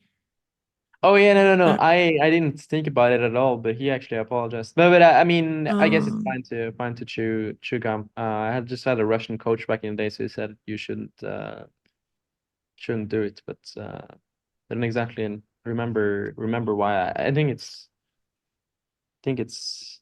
fine. and But do you get personally, I superstitious at wouldn't all? do it. I don't know. I maybe it's slightly. I don't know. Do you think it's disrespectful? Not at all. If my opponent can be chewing quietly, then sure, but don't pop bubbles and, chew loudly, I guess. As long as you're doing your own thing quietly, it's fine and not distracting. And when it comes to being superstitious, this is something that I've always loved to know about different chess players. Do you find that you get superstitious at all? Maybe you have a favorite pen that you use or a favorite shirt that you wear. Is that something you do? I used to be much more uh before. I used to be very superstitious. I used to like use the same pen over and over again if I won. I have a very funny story actually about being superstitious. I was playing the World Yeah. Junior Championship in 2014, and I was there with my dad, and my dad is from Iran, so they were hanging out with Sarah Khadem and her mom during the tournament. Yeah. She's a very one of the best female players. Of course. Yeah, she's changed her flag now. She plays for Spain. But like yeah, we were hanging out during the tournament, so like we would go to eat before the game and so on. And at some point we were both doing very well, and we were going to the same restaurant and sitting at the same table. And one of the days we went to the mall, there was somebody else sitting at that table we were usually eating at. And I remember Sarah, like she went and asked them if they could move because we did so well when we were sitting at that table. So we asked people to move from the dinner the Oh, place they were eating in no the mall. way. So we could sit there, and we went really far there. But Oh my gosh, did they move? yeah, they did move actually. Oh, okay. So Yeah, if they did move this is and you World didn't do Juniors in well. India. Yeah, it's Mhm. So eventually. if they What didn't move, are you superstitious? yeah, so this is something that's also quite interesting because it either comes to a pen, maybe not items of clothes, and my shoes, actually. Depends on what shoes or socks I'm wearing on the day. So I have my super secret special cool Do you socks, have to bring chest like 10 socks. pair of shoes then if let's say the results don't go as you hope? Well, no, if the result goes badly, just throw the pair of shoes out the window and then go barefoot. Exactly. It Exactly. wouldn't at all be a violation of the regulations. Yeah, but how superstitious are you? Like you would change your pen after every loss and so on? Probably my pen. Depends if I really like the pen or not. But sometimes I forget altogether. So it really depends on the event and how nervous I am. But there are other things or like rituals or something that I try to do. Rain dances in Africa and stuff like that. Oh wow. Um Yeah, no, I'm kidding. yeah, I know a lot of people who are superstitious, but yeah, I used to be more, but it's pretty funny. So we got a move in the game. 95 was played after 97. Mm. Yes. I was surprised to see knight d7, actually. So wait, what is the crazy superstition you've heard about then? Because you said you've heard about different superstitions. Yeah, I've heard about like people like not showering if they like win a game and don't but that's I can never do that, but like people like if they win a game they don't shower, and if they keep winning they just don't because they want to do the same thing over and over again. Oh But yeah, at I guess a it's junior taking it level. too far. That happens a lot at a junior level. You'll be surprised. They don't change their clothes. So if you win your game, it's a lucky shirt. Don't ever change your shirt. You're going to sleep in that shirt. You're going to come to the game in that shirt, and sometimes you can even play sport in that shirt. So you can imagine the very iconic aromas at tournaments. But the Yeah. shower uh, situation sounds interesting. okay, it's good that we are not as superstitious as that. I think yeah, that's a bit taking it too far. But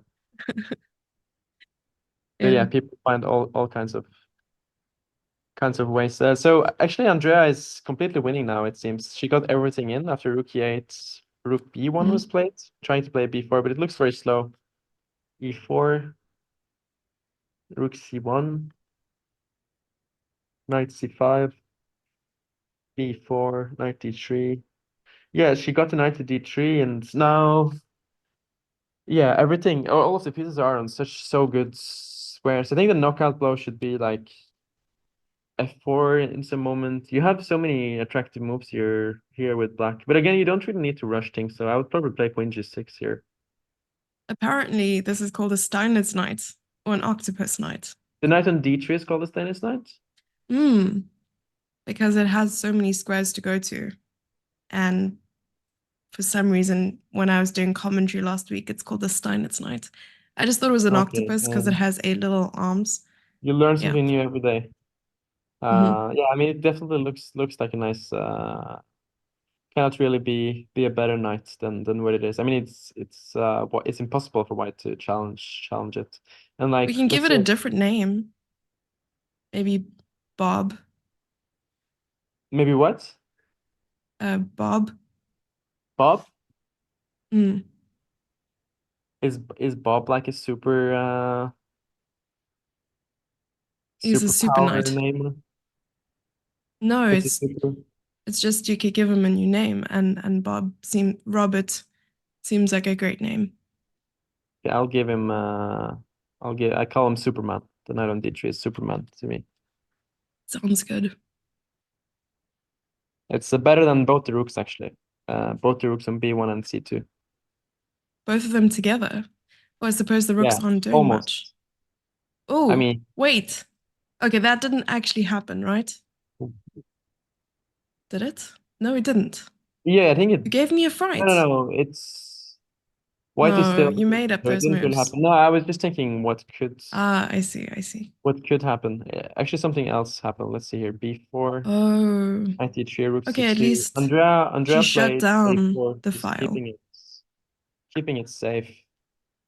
Hmm. So shutting down Don't any give dreams white. that white might have. But is it now possible for white to play b5? Well, I suppose it won't really matter. B5 is a good question. You're like going after the A4 pawn, but Mhm. I can never ever imagine white being in time to take the pawn on A4. Like here, I think like Queen G6 26. take. You gotta be lost after F4 here. Ah, I see. Like it just Wait. looks. Hmm. I mean, chess doesn't make any sense that this is not lost for white. Like black has all the pieces on ideal squares, and It's true, white but I'm just thinking about ways white can at least take the pawn on e4 bishop takes with the E4. knight. Yes. Yeah, you can take on No, with E4, the but let's knight. say With the knight. with knights. Okay, let's try to think about Ah, I suppose it is knight pinned as play here. well. I guess Hmm. I mean knight takes F2 looks very clean here. Oh, immediately. Yeah, so if you take with the knight, you're losing the queen. So Queen. you have to take with If the queen queen, and takes. then f takes g3. Yeah, and if you Oh my gosh. Queen take takes? with the Oh, queen takes bishop b, oh sorry, bishop b5, and you're wow. yeah Lots of winning tactics. material there. But I'm sure there are more ways here. Bishop f5 also looks strong, and rook takes d4. Do you often do tactics on chess.com? Yeah, I actually like chess.com's tactics. I like to do Puzzle Rush Survival on chess.com. I Mm. think great What great is training. your high score? I mean, I feel like the survival thing is just really about how tired you get, because like if you're actually gonna like go complete try hard mode, you can like do it for days, right? Like you can, because there you have unlimited time. Mhm. So there's no rush. Like you can spend 2 hours on one exercise, but like I think once I had a very good run with Aman when I was in Canada, and I think we did like 77 or something. Wow. Okay. That's incredibly Yeah, but then we impressive. were like sitting for 3 hours. Okay. It was quite a And so quite a long quite a long it was a long session, test. but it was fun. What about you? Do you do tactics?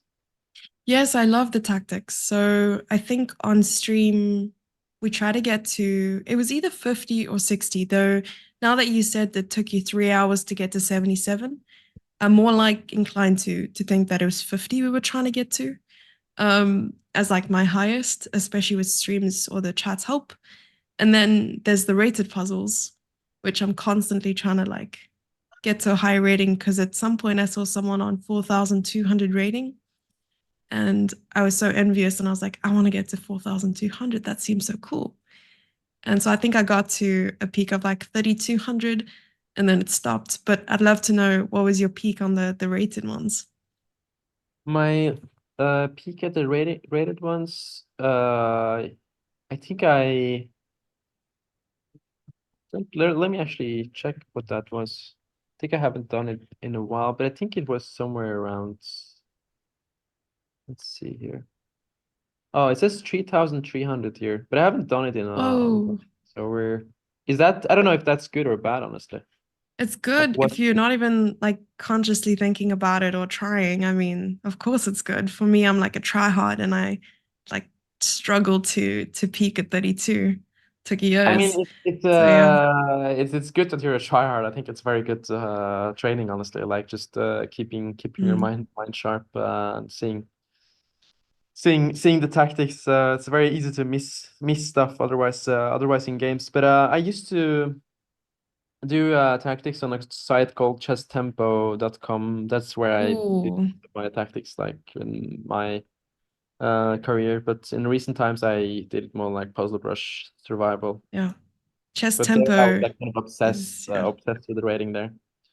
So if you ever have a really, having a bad time in your life or you have a broken heart or you just want to forget about your problems, go to chesstempo.com and it'll prove to you that there's at least one more problem in your life that needs to be there. That And that is is the that is puzzles. It's a that is a well uh, way to put it, honestly. Like mhm. it's crazy how obsessed you can get with like online ratings, and sometimes you just know like it doesn't matter for anything, it's just for yourself, and you go crazy. Yeah, I had the days where I play like 10 hours of Blitz online to try to gain 50 points or something. Oh wow. And you play a lot of the like titled events like Title Tuesday.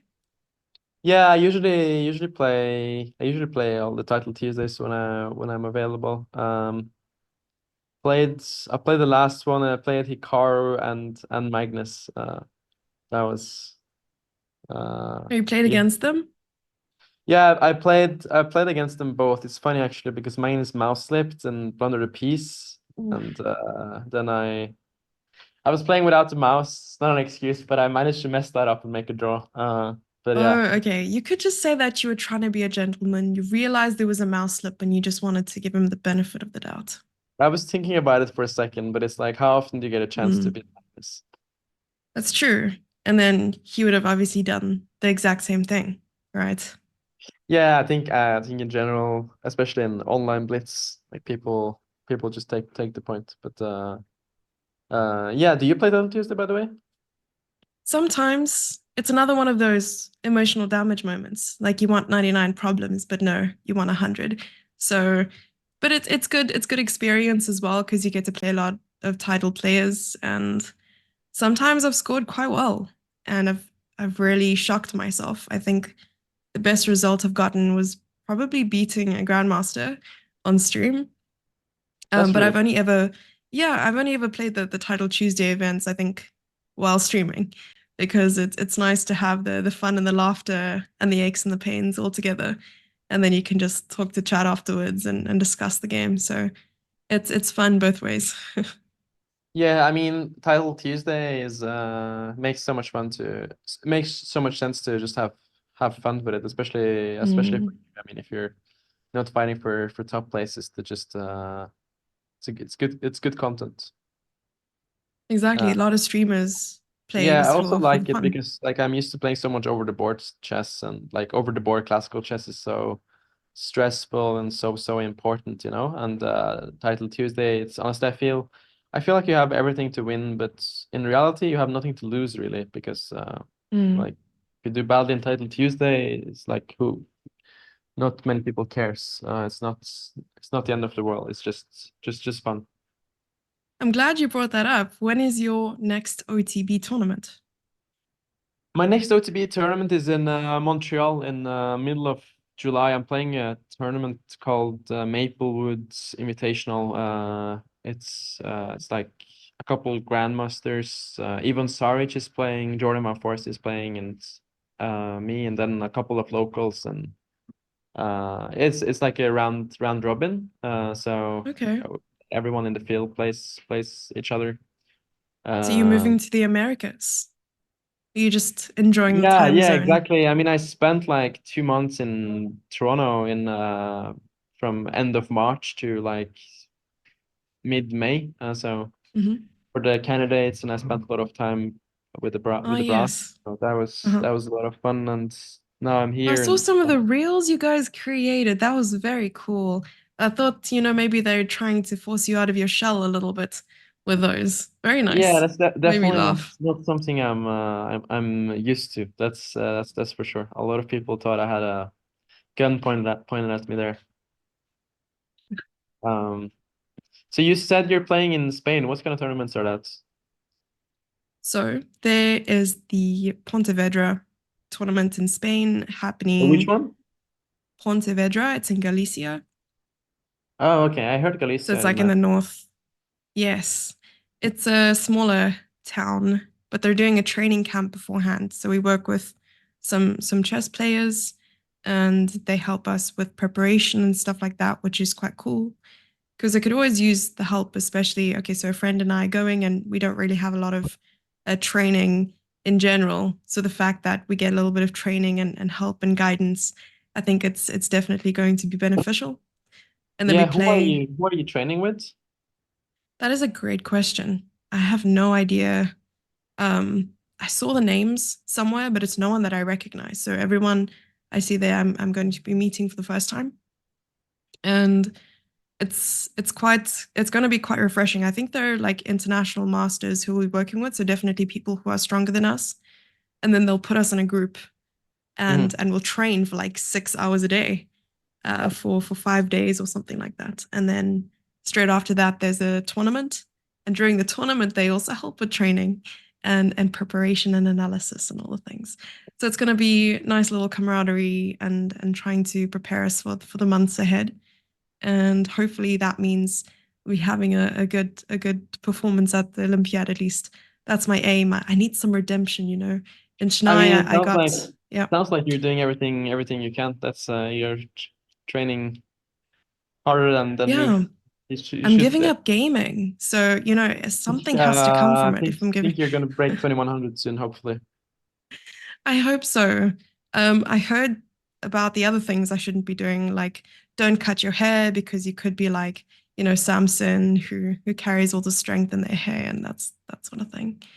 I'm Don't cut your kidding. hair. Yeah, don't ever cut your hair if you want to gain rating.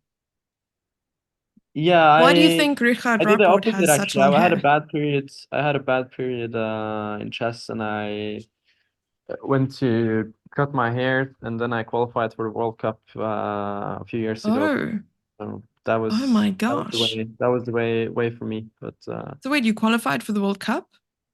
yeah, this was like back in 2016. I had like a bad period Oh, and like had a bad start in the European Championship, and I went to cut my hair, and then I just did really well.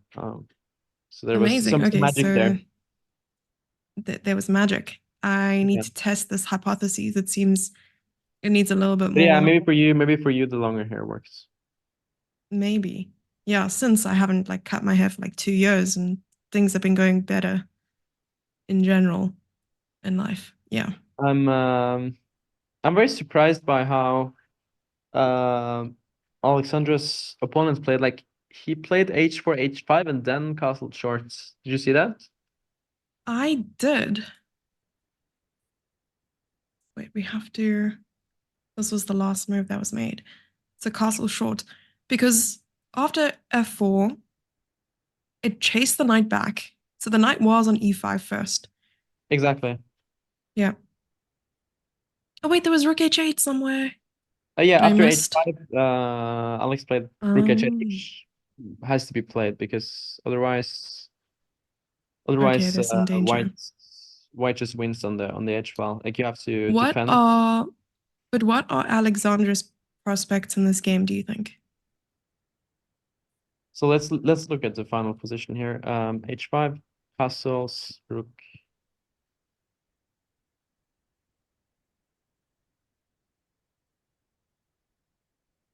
The current position looks very tough for black, unfortunately. Like I was surprised by short castles for white, but it's the big issue for black is the king is very unsafe on G7. And after castles, you always have to look up for F5 and F6, and Mhm. you could easily get mated here. Like after F4, yeah, she just sort of had to go knight to 6. There's no better square. I think she rushed with knight e5. Would be better to actually take the knight on d5 here. I think that would be make more sense to just get rid of that knight. And here, white has to make a choice, right? Because every capture has a different story. Mm. Thinking with the c pawn would be something black would be very happy to see after a move like queen b6 and And keeping an with the eye on C this, file, this diagonal. I see. That would be great. Again, h5 can always be met with g5, and the attack Mhm. is stopped. And if you take with the e Ah, pawn, and white gained a tempo with f4, not allowing this g5 move anymore. I exactly, see. exactly. So I Mhm. didn't really like knight to e5. I think she should have taken on d5, and after e takes, she can, for instance, play maybe knight f6. Again, knight e5 doesn't make much sense because of f4. So knight f6 and just keep the position. You have some dark square potential here, Mhm. here with black. You can maybe play queen b6. But after 95, I feel like white got everything with tempo here. Exactly as you said, you want to play g5 here, but it's not possible anymore. So now rook h8 That's was why rook forced, h8. Mhm. castle, and this is the position we have on the board. White has 20 minutes on the clock. Alex has 36 minutes, so at least she has a solid time advantage. But Mhm. And they are I on am move 20 as well. I'm very worried about the position. Because now also if you take on d5, white sort of takes with a tempo here on the knight, And the and knight this doesn't really have a nice really square. exactly Mhm. doesn't really have a nice square. And after the move like queen d4 check, the king is starting to get very shaky here. f6 Also like maybe? here. Sorry? f6. No, I was looking at f6, which allowed Yeah, f6 g5 just to block the. Oh, okay, to take and then leave it there. Okay. takes yeah, the king is very vulnerable A bit of a here. breeze. G4, or maybe you can even consider something like this. Oh, never play f6, says chat. I understand. I'm going to stop playing the French immediately. King h5. Yeah, Okay, yeah. that does look very dangerous. In French also, yeah, you gotta be very careful with f6. But Mhm. yeah, she shouldn't take on d5. I think what she should do is just try to keep it. Maybe bishop d7 makes a lot of sense. Try to play for e6. But again, I'm worried about f5. At least you get the e5 square for the knights. Maybe you can play something like this. And although I just realized there's a nice tactic here with knight takes e7. Oh, wow. Of course, an f6. That'll be difficult to counter. So there's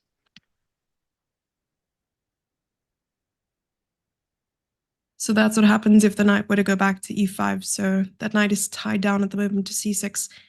yeah, And the knight is tied down. Maybe after f5 we can consider to take here and play f6 and sort of like play on put the knight on e5 and play around it. what about rook f3? Yeah, rook I suppose not. f3, then knight e5.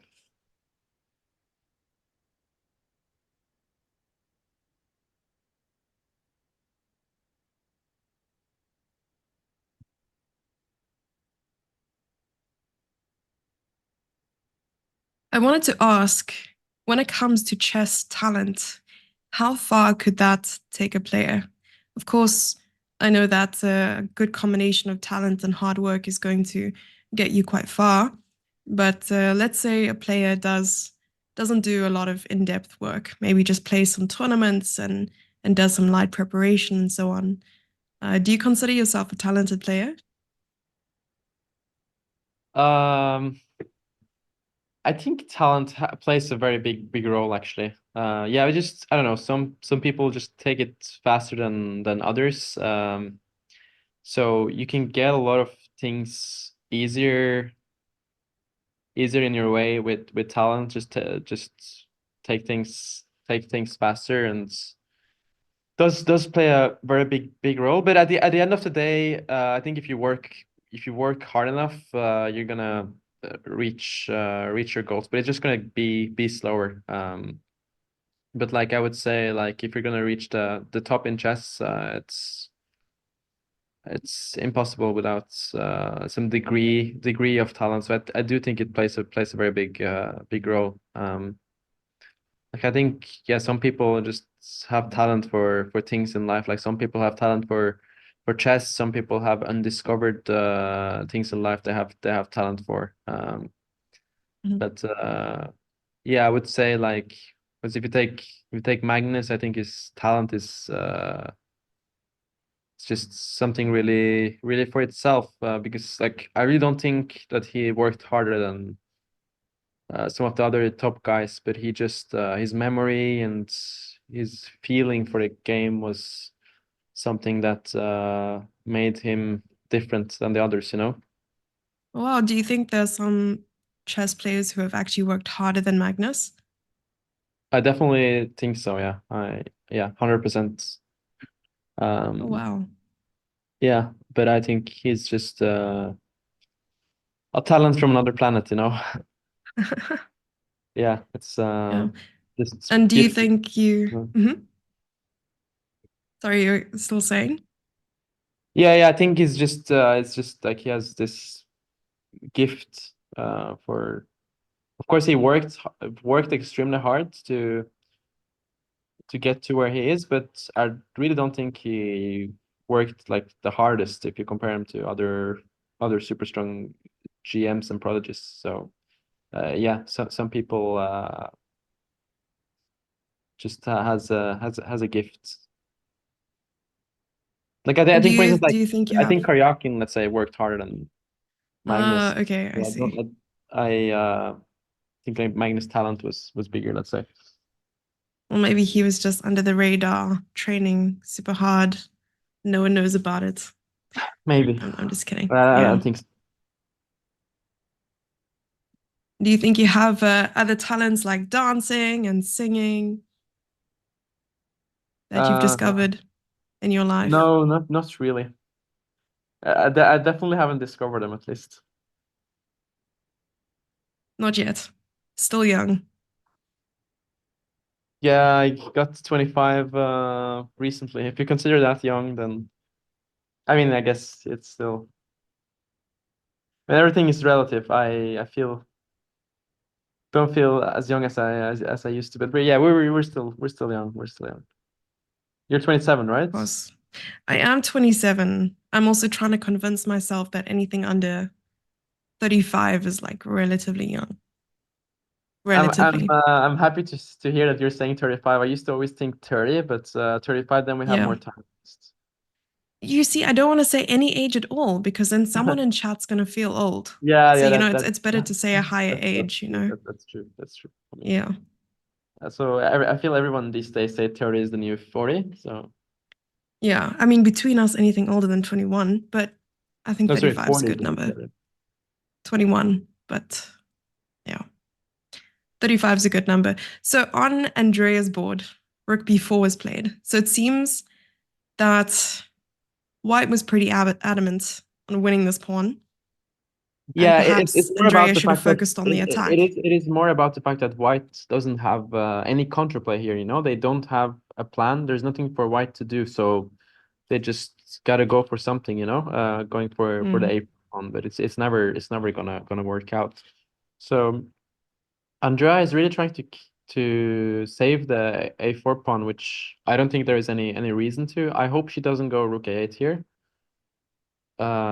Because just by feeling here, I think there has to be a knockout here. All black's pieces are on ideal squares here. The rook on f8, rook on e8, knight on d3, queen. All of the forces are so well positioned. White's pieces are on the other side. So if knight takes a4, f4, I mean, white has to be lost. I'm like thinking about knight takes f2 is also there. Something like this looks very strong as well. Because bishop e5 is coming, f4 is coming. There's like in a position like this, you can there are many ways, but you can take and go f4. You're sort of hitting everything, you know. Mm. So Yeah, at it's this just like point, you need to stop caring about material. Just make sure all your rooks have open files and you're good to go. yeah, I think it's more about like I think Andrea is seeking for a concrete solution if white takes on a4, but it's just like based on by feeling it just there has to be something. But there are many ways. So what Andrea does is also uh completely fine. So knight c5 was played, rook b4 on the board. Do you think she'll continue to defend the pawn with rook a8? Or maybe capitalize on this and go for the attack? I think that's what she's calculating right now, if she's gonna give up the a4 pawn or not. It's harder to play a rook a8. It's harder to play a rook a8 than to go knight c5 because the rook looks so perfect on e8. I don't think she's gonna go rook a8. I think she's gonna go queen g6. Actually, to me, even a move like this looks pretty beautiful for black, but there is like no need for it. Never It's mind the just queen. positional dominance, perfect knight on c5, controlling the dark squares. It's like perfect harmony. Um, but Wow. yeah, I would probably just go queen g6 and let's say takes. Then yeah, I mean f4 just open up here. You take, you can go bishop f5, let's say. Even in the current position, Arian, it's given black quite an advantage. Perhaps it's because the white rook seems a bit dislodged and more focused on that A pawn there. So Oh, she did play rook immediately, a8? she did play rook a8 in that position, perhaps to just make sure she doesn't lose the pawn. Yeah, I mean, that's also fine. I would sort of like try to go for the mate, but it's more about like white has no counterplay whatsoever here. The white pieces are sort of so badly placed that it's also you can also ask like why not just protect the pawn if white doesn't really have a move. Like white will eventually have to like, just go back and forth, and then you can build up the knockout blow slowly but surely. Mhm. So did anything happen in? Okay, so Alex is still thinking after short castle. Yeah, perhaps we can just update chat about the time. So I think the boards on screen don't exactly show us how much. Oh, they do show us how much time they have. So Alex has 24 minutes and her opponent has 20 minutes. Andrea has 38 minutes and opponent has 10 minutes. So I'm curious to know, is the opponent going to get into serious time trouble? Because 10 minutes is not a lot of time and they're only on move 24. So still has to make another 16 moves for time control. And then over in the other game, Alex was on move 20, so another 20 moves to go. So neither players should be getting into time trouble, hopefully, anytime soon. I think it really depends on Alexandra's next move. If she manages to ask some questions here, I think her opponents could definitely get into time trouble, and that's what we have to hope for. But it is a very critical position, because what it wants to do is just to play f5 and just sort of go for the kill. And yeah, I think black has to play very precise, and yeah, probably bishop d7 and try to play for e6 and get some squares. And considering the fact that white has spent a lot of time on the last moves, I think he's gonna be in some time pressure. So definitely heating up. And it's crazy how you said f5 is coming. And then I was thinking, okay, but if f5, at least you can take the knight, which is what you wanted to do all along. And then it comes back to the question of what do you do with the knight on c6? So do you wait for f5? Or like you said, you would play bishop to d7 and play e6. But what about bishop d7, f5? Yeah, bishop d7, f5. I think this was Yeah, what you just spoke about as yes. well. So here you cannot go 95 because of knight takes d7. There was this like very nice tactic for whites.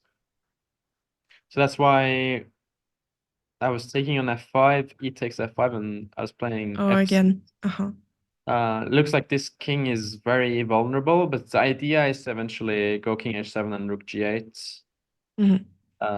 Hide the king and put the knight on e5, and Doesn't look like the hopefully worst case scenario because I don't definitely see a doesn't look straightforward like the way. worst case scenario. Yeah. So I think after bishop d7, white should play another way, like takes.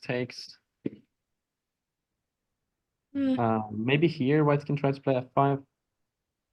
Mhm. It also doesn't look like the end of the world for black. So again, I blundered this knight takes d7.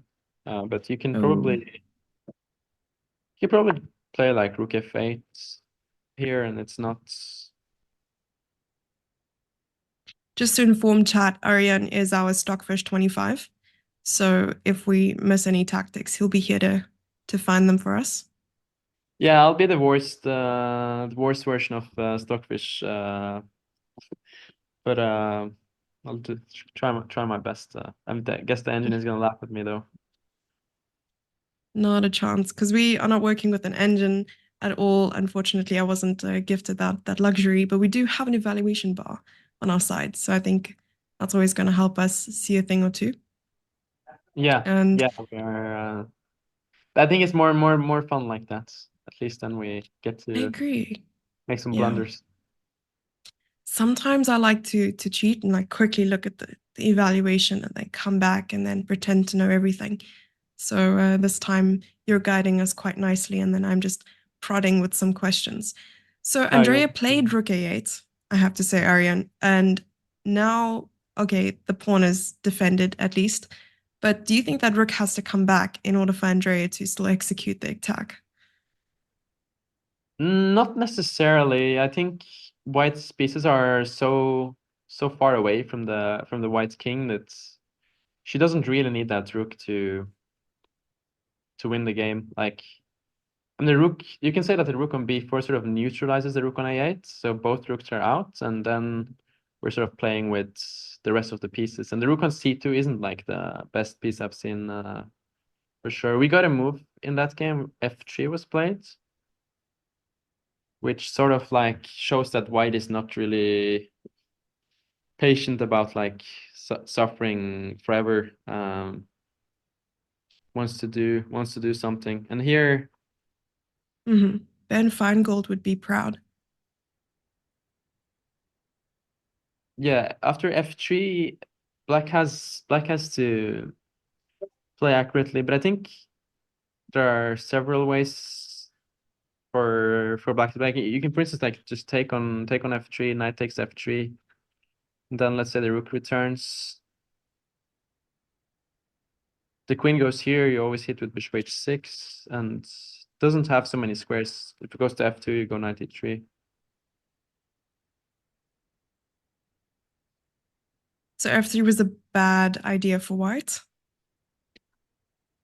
Or as you mentioned, you don't really want to I prolong your wouldn't say f3 is a suffering. bad idea. It's anyway, like if white doesn't play f3, what black will break through at some point with f4. So it's just a question of time there. So white is just trying to do something once the rook is on a8. Like, you don't want to do it, let me help you, almost. Exactly. Yeah, queen g6 is also something black can play, but then I don't like that white can play f4 and try to keep things closed.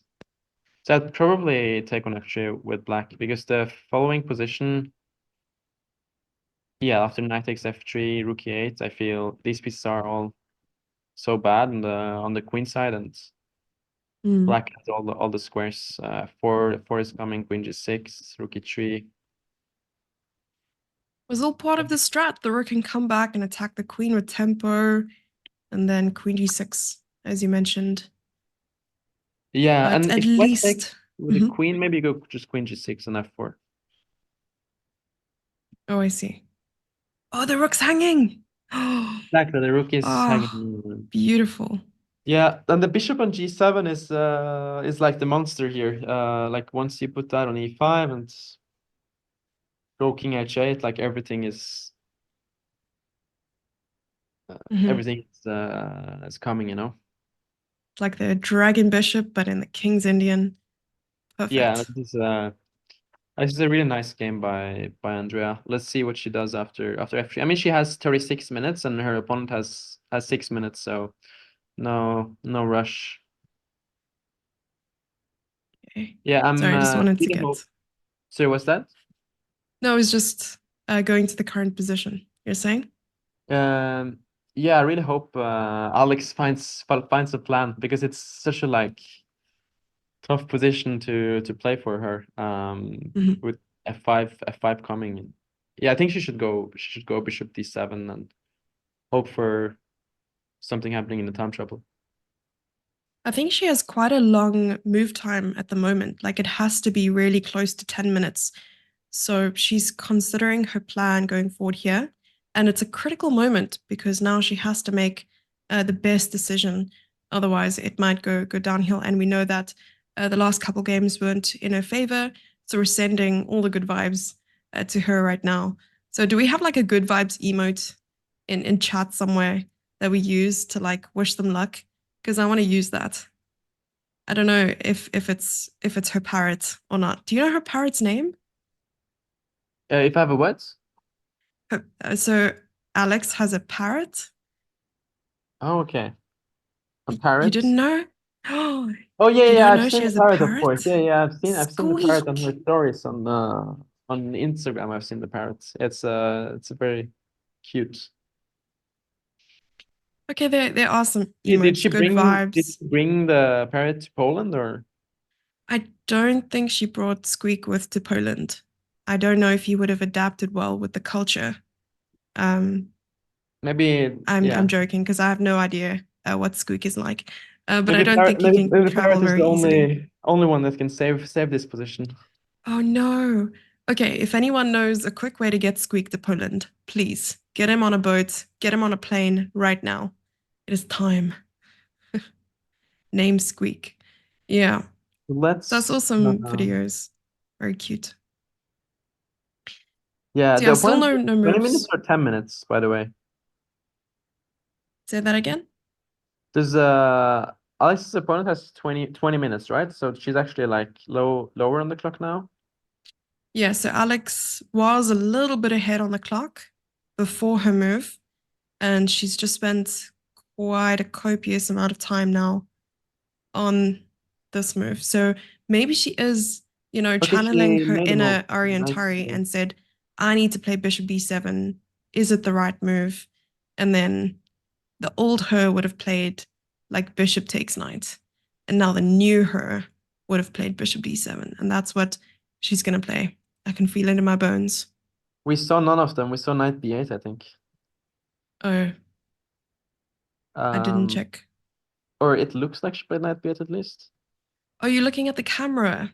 Right. Yeah, The knight b8 was played. it was played, right? So let's see if that was better or worse than bishop d7. I think that there's definitely an idea.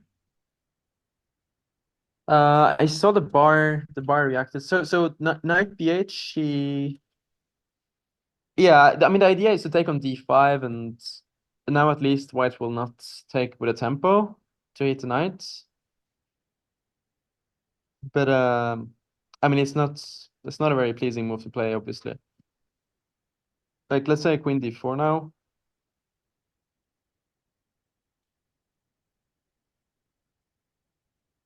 King h7. Yeah, king h7.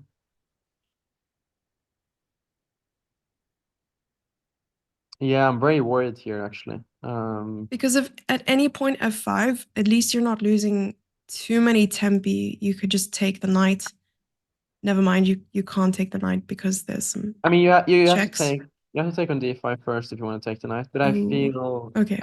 here with f6 coming, it's yeah the king is in danger. Like if you try to play f6 yourself, it just looks What about now knight d7? So instead of f6, knight d7. 97 here. Yeah. Yeah, 97. I think fg might be pretty strong. Oh, Because I anyway. mean once the pawn comes to f6, suddenly the Oh, I king is see. in a lot of That trouble. Like bishop if you just go popped up out king of g8, nowhere. there's queen g4 and There's mate. mate follows.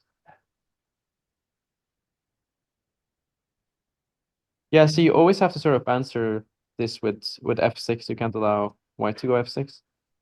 I mean, I guess here you're sort of alive. Try to play the knight on e5, play rook g8. It's not the end of the world. True. Maybe, Hopefully, I mean, white can also consider to take first and then play f5. Yeah, I'm more worried about this. This king looks sort of more open, and in a situation like this, the problem is also like the bishop is coming to g6 here. I'm hoping the live position will update for us soon. But at least the opponent Yeah, still has to make his move. we really have to hope the opponent spends some time here. Oof. And he looked at the camera briefly, but I have some good news for you, Arian. Over on Andrea's board, we can see that there was a queen g6 played.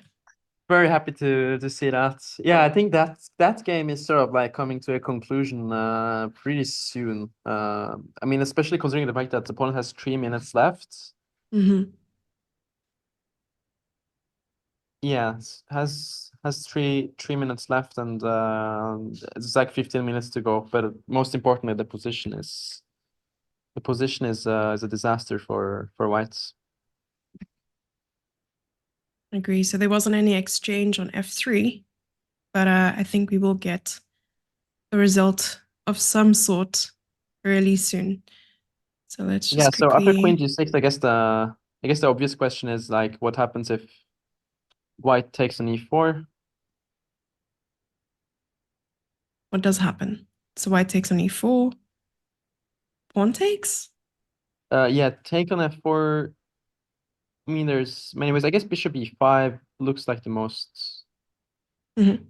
precise, just going after the g3 pawn. And how do you protect? Let's say knight f1, and then you go f4.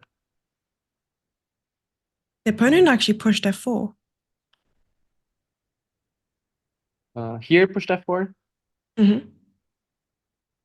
Yeah, I think that was a great move by her opponent, but still, black can play like king h8, follow with rook g8, and put pressure on g3. So still, black should be winning here, I think.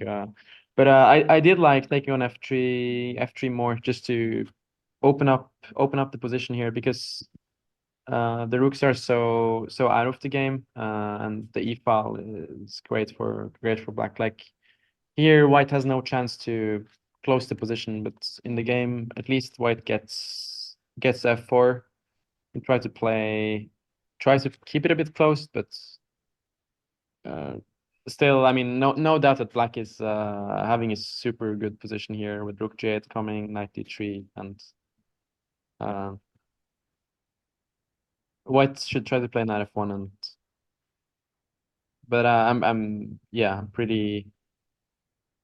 I really believe in Andrea here. She's been playing great. That's true. And then she will be on, I think it's 5.5 out of 8.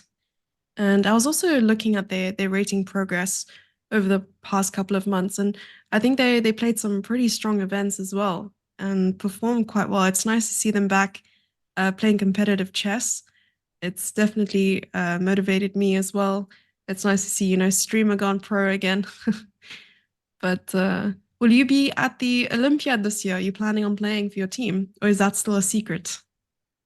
Yeah, the plan is to play Olympiad this year, so I'll play in September. But yeah, they played so many tournaments this year. I've been doing great. I think Alex won in Sardinia, and both are up in rating. Alex was over 2000 before. She went down again, but then recently she had very good tournaments and been improving a lot. So that's great to see. So, and you're also over 2000, so you guys are doing great. But yeah, so I'm playing a tournament in Canada, and I'm playing Olympiad. Yeah. So the tournament in Canada is like your prep tournament then? For Olympiad. Mhm. Yeah, I mean the Olympiad is in September, so I feel like it's so. I mean, it's like it's just 3 months ago, but I don't know. In my mind, it feels so far away. So but I'll try to get ready for that. It's always a highlight. Yeah, Uh, time is going to fly. So a little piece of information. So my first ever Olympiad was in 2016 in Baku, Azerbaijan. And in the last round, South Africa was paired against Canada. And on the first board, they had Nemo. So Nemo was still in the Olympiad team. And I think it was the second board. It was Alex. Alex was on the team as well. And that was amazing. I think that was right when Alex started streaming, and I don't think Nemo was streaming just yet. So what a time! And yeah, I was playing on board 3. I was against one of their teammates, and then of course there was board 4. I can't remember who was their board 4. And our team needed to either draw or win that match in order to get a category prize, and we would have been the first South African team to have ever scored a medal at the Olympiad. Unfortunately, their team outrated us by a lot, and we lost the match. But it was a really, really nice and intense moment. And yeah, there's a lot riding on that match, and I'll never forget the game that I played as well. in the Sicilian and so on. But yeah, it was Was a that cool little information. was that the first time you played against this is the first time you talked with Alexandra, or?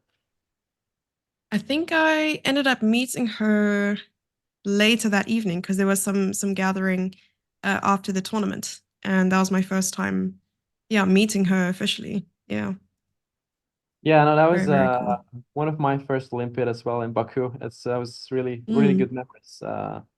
Feels like so long ago, in a way. Yeah, it was. It Played was it at like eight years eight ago. years. Yeah. Wow.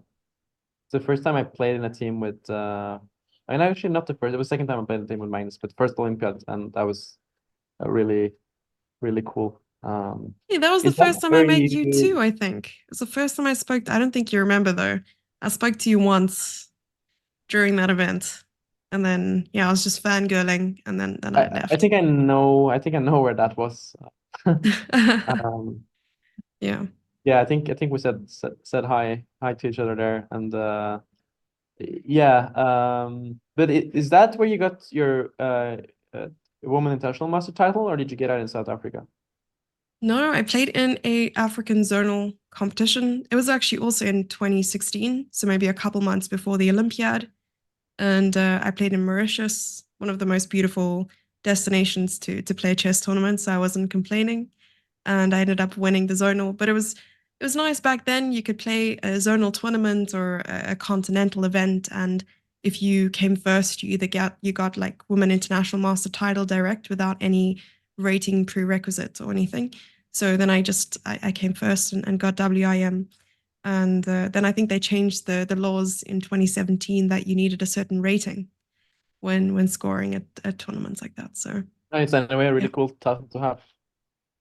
it Um, really is. Have you ever we got wanted to some. be a WIM? Yeah, I'm just we should definitely switch. We can. Yeah, as long as I can play Title Tuesday, I'm happy. there you go. I would love to be a GM for the day. Yeah, thank you. We Oh got. wait, in Alex's game, Yeah, if we go to Alex, there's been a oh lot of things happening there. So Queen D4, King H7. no, I don't think so. I don't think there was a King H7. So after 1 second, if we go back, so Queen D4, F6. So exactly what I said earlier, although I completely F6 missed that cleared. H takes G. Yes, F6 and then H takes G It took on D5. and taking on D5. And I think this is the current position. And both are hovering about 13 minutes, 12 minutes. Oof. Oh yeah, you're right. This is actually the current position. Mhm. This is the current position. Bishop takes D5. So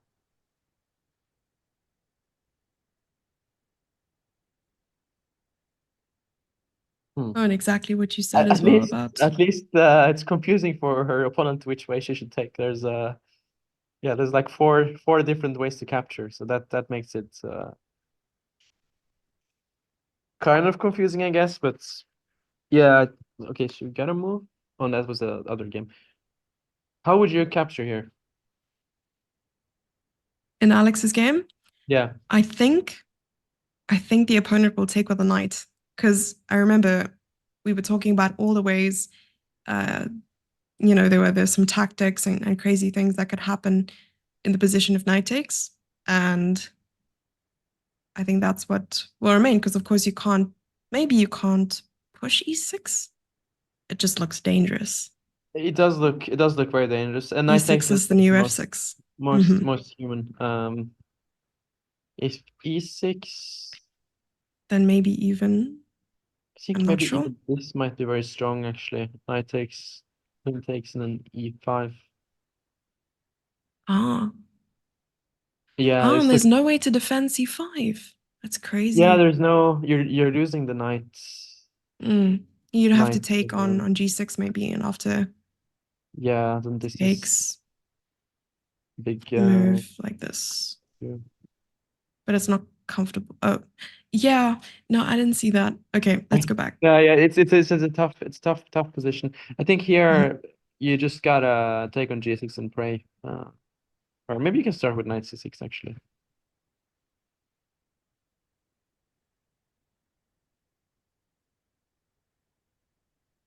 Yeah, something like this, and just maybe your move e6 now, actually.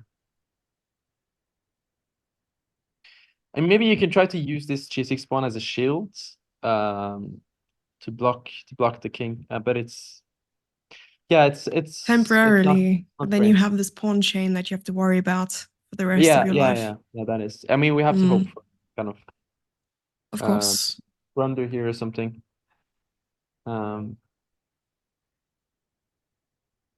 But we've seen both of their prowesses over the chessboard online, and we know for a fact that I mean, in South Africa we call them swindlers. You can swindle your way out of anything, so it's possible.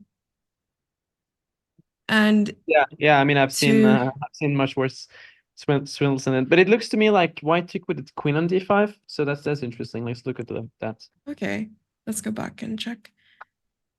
Besides, Queen takes d5. to if I didn't Oh, the have an king. evaluation bar, I wouldn't be able to tell that this is much better for white. I'd feel a little uncomfortable as black, but it's not Yeah, over. that's good. That's good to hear. So queen f7 is on the agenda here, and yeah, you can't take on g6 here. Do you see the knockout blow here for white? The mate in two with like bishop h5 and queen f7. Yes, that's Okay. it's a cold shower. So I mean, maybe queen g8 is what I would play. Just try to go to the end game, and I agree with you. It's not. It looks bad, but it's not like you're not dead yet, and your king is not getting mated. So it's impossible Mhm. to try to hold a bit. That's true. And back in Andrea's game, her opponent has 15 seconds left on the clock. And she just played, oh, two moves were made, in Yeah, fact. let's go. Let's go to the So brighter queen g7, position. Before knight f1, queen g7. I really like what 91. Andrea is doing here. The bishop is so strong on d4. I King think this h8. idea you had just I seems really like normal. that. And also, I mean, now the a4 pawn is never a target, so you can always like put the knight on d3 too. That looks so strong. That's just domination right But there. I really liked your king h8, rook g8 too. It's just Oh, this one was your idea. I'm not not going to take any allowing. credit, of course. Um, yeah, so it's just very hard for white to, like, maybe let's say knight e3, rook g8. And it's hard to suggest anything for white. Like knight d3 is coming, rook e8 is coming. Eventually, black will, I think, sacrifice an f4 and break through, get some moves in. So Chad is asking if you stream. Um, I was streaming a bit on my channel in 2020, but that's it was like during COVID. So I do have a own channel on Twitch, but I haven't been streaming there in ages. I was mostly streaming for Chess Brass. That's where I've been mostly. Like I went to Toronto in as I said, in like March, April. I was there and streaming, and I was also there in December. So been streaming quite a bit for them, but. Would you ever get back to streaming on your own? Yeah, it might be. I've been thinking about that. Like now I'm not playing as much as I was before, so yeah, it could be interesting to take it up. How much are you streaming, by the way? I took a bit of a break. Well, I suppose a very it would be a bad way to say. I didn't really take much of a break, but like I stream maybe once or twice a week, which is a lot less than I used to. I used to stream full time.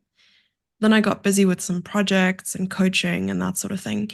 And then I had the big event in Johannesburg, which was the African Youth Chess Championship, and we were streaming all the rounds, and they were live. We had some interviews. It was a lot of fun. And yeah, since I'm back, I really want to get back to streaming a bit more. So that is the plan. And especially with the traveling, I think I'm going to take after what Alex and Andrea are doing and stream my games while I'm away as well. So it'll be good. That seems to be very, very popular and fun to watch for people. And I've certainly been Yeah. in the live streams, just getting to see the OTB grind. It's a lot of fun. It's nice to keep up with their journey because I'm always wondering what the other streamers are up to if they're playing. It's always nice to see them play, and you get to learn a thing or two. Like you're looking at the openings, or you get a bit confused when it comes to some certain line. And for me, this is my prep. If I don't have time to prepare on my own and I'm watching content, this is the kind of thing I'd watch. So You prefer to play it's more good. or stream? Ooh, now you're asking the tough questions. I love playing, first and foremost. That's the thing. You get to play some online chess on stream and sometimes even IRL. You get to take your camera and just record some casual playing in a cafe or out and about. So it's fun either way, but I think I'm a chess player first and foremost than a streamer. What about you? Now that you've had the taste of both? Um, I mean, it's playing is so much pressure, but I would say that I feel better about my self-image playing, but it's more comfortable to stream. More Uh, comfortable to stream, I less mean, like pressure. it's more like you don't get anxiety and like being super stressed. Like playing classical chess can be very tough, you know. It's super important and care a lot about results and so much stress during a tournament. But let's say streaming, it's not the pressure to the same degree. You're sort of like interacting with chat and enjoying the experience more. Hmm. But like I think with what you're doing, like combining it is very nice. So you get to get both. But like I would probably not like to just do like, let's say if I would just stream and not play, that would not be for me. You'd But play get a bored bit less. easily. Sorry? Mhm. You'd get bored easily. You'd also crave playing more. Yeah, exactly. You sort of want to be part of the, especially like when you're sometimes doing commentary, you feel like you wanna play, but it's uh it's nice to have a bit of both actually. Let's look at what happened here in Andreas' game. So she got the bishop Yeah, to sorry, D. I'm just keeping up with the moves here. Yeah. Oh, no worries. Um, So there wasn't any king h8, in fact. If we go back just one move. Knight So there was b3 was the quite nice. Oh yeah, this is the position we have right now. So the rook got actually um, trapped on b4. I don't think so. I don't think it was the position we got. One Is it not the second. position? No. It's the one we had with knight b3. Just want to find that one quickly here. So it was exactly the same thing we were looking at. Um, but if we were to go ahead, there was this bishop c5, Let queen me try to look d1. at the board. My bad. H5 and h4. One. So this is what happened. Mhm. Yeah, this is the position. Yeah, so I H5. did promote the variation. Yeah. Yeah, the rook is trapped. The rook is trapped on b4. White is trying to set up some kind of fortress here with an knight on e3 and keeping it locked. But yeah, I think black has several ways here. Actually, queen a1 looks like a good move, just going after this pawn. Because that's sort of the only pawn that keeps the rook together. And like if you get the a3 pawn, then the rook is completely like, if you win the rook without giving up the bishop, that would be the ideal scenario, no? Mhm. That's true. You'd want to win the exchange, but it's such a strong bishop. Yeah, once you win the a3 pawn, you're also like you can try to queen your a pawn. So queen a1 looks very good to me. Let's say if It also queen feels a little counterintuitive because now you're pushing your queen to the other side of the board when you thought sort of your attack is on the king side. that is true, but I just Queen. feel like white is just passing here. Like they don't really have any moves. Like, yeah, this might feel a bit unnecessary, but I mean, once you pick up this rook, you're picking up a full rook, so then it's Mm, time to resign for whites. that is true. Oh, king h7 was the last move that was played. So after h4, king h7. King h7. And probably with the I mean, same I guess plan you were he speaking wants to about. rook Yeah. g8, double on the g file. The thing is that black has all the time in the world here. They can move around for 20 moves and then do something, or they can move with the king for 20 moves and then do something. White doesn't have a plan. That's like, this is really the most pleasant situation you can be in. That is true. And then knight to b2. I am going to run off to the restroom real quick, Yeah. and then I'll leave you with chat, and I'll be right back. I'll try to not mess up anything.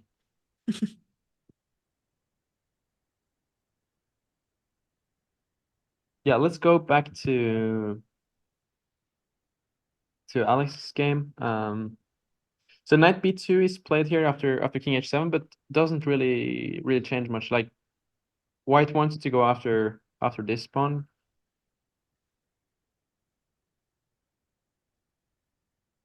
Yeah, there's so many tempting moves here. Probably I would go rook g8 here if I was black, but also like a move like queen d4 is also very tempting, just attacking the knight. Doesn't I mean, the knight doesn't have a lot of squares to go to. You don't really want to go here, and you allow queen g1. And if you go here, the queen is just so centralized. You can finally pick up the b4 rook if you want. The reason I didn't want to take the rook before is like it's not really going anywhere. It's just trapped on b4 and standing there on a bad square. But let's see if Alex is making a comeback. So queen g8 was played, bishop h5, knight c6, and this is the position we have on the board. I would say the situation has improved from a practical standpoint. At least like black is not getting mated, and if they trade queens, well, black is a pawn down, but maybe they can try to play a4. Let's say a position like this. Maybe black can try to play a4 and get some counterplay on the a file.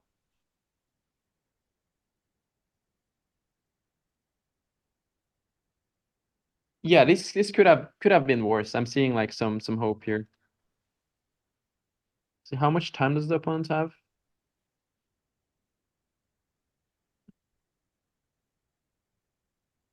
Yes, 6 minutes. Yeah, by the way, we got some moves here. E5 was played.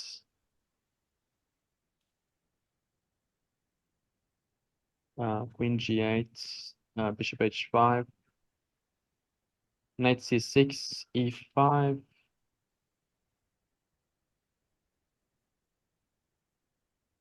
Take on f6, king takes f6. So we did get endgame, knight takes d5, king g7. Yeah, this is the current position. So the point of e5 was like if black takes it, then after f takes, white can try to play for rook f7. But this was maybe possible to take on e5 with a knight. Guess she was scared of knight rook f7 takes. Yeah, this is actually very dangerous for black because the king is very exposed once g takes f7 happens. Like if you go here, there is queen d4 check, and suddenly knight d5.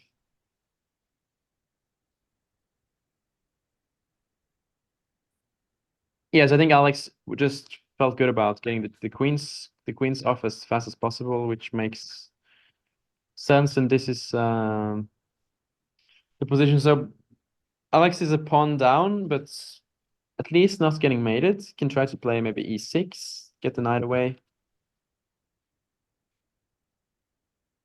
Maybe white should play f5. Yeah, it's not a great position. Like black is objectively speaking lost, but I think there are some practical chances that white can go wrong, especially there's still many moves away from move 40 and white can get low on time. Maybe you can try to trick with the knights, 95, 94. The knights are tricky pieces.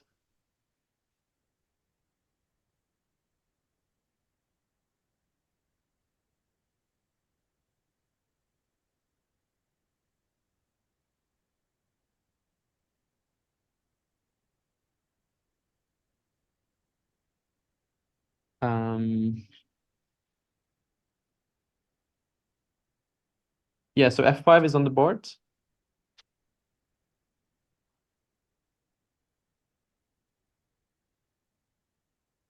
Alex is thinking. I think she's gonna go rook f8. Just I'm back. getting the rook in the game. You're back. I'm back. So the Did I miss the action? Queens have been traded off. Ooh. How? Oh, is that a good thing? Are we happy with that? I think that's a good thing from a practical standpoint, like not getting mated at least. And now it's an easier position to play for Alex than before. Oh, I see. Okay. Also a good opportunity to win back a pawn or two. Just looking. I'll try and update Andrea's position as well. What is the last move that we saw? So we saw h4, The last king move is h7, h4. and then right, knight to b2, knight d4, rook f2, g8. Oh, knight f1 is played. That was the last move. So let me Yeah, quickly knight f1 is promote the nice move. variation. This is just looking better and better for Andrea. She's pressing quite well. Yeah, king h7 is nice, rook g8, just all of the pieces are sort of ideally placed. Maybe black can consider like e3 here. That's the knockout. Ooh. The final blow. Punch. Right, because if queen takes, there's knight c2. Yeah, if queen takes, knight c2 looks very good. But I don't know if you have anything better than that. I was looking at queen g3, and when you said the queens are exchanged, I was like, on Andrea's board? No, but there was such a nice attack. And Oh then I yeah, realized that you that's meant, where yeah. it should be a disaster if the queens were traded. But here it's yeah, the black king is so safe and Ooh, okay, I think Andrea just wanted to simplify. So she took the rook instead, decided to just go straight for the exchange instead. Yep, and then queen yeah, takes.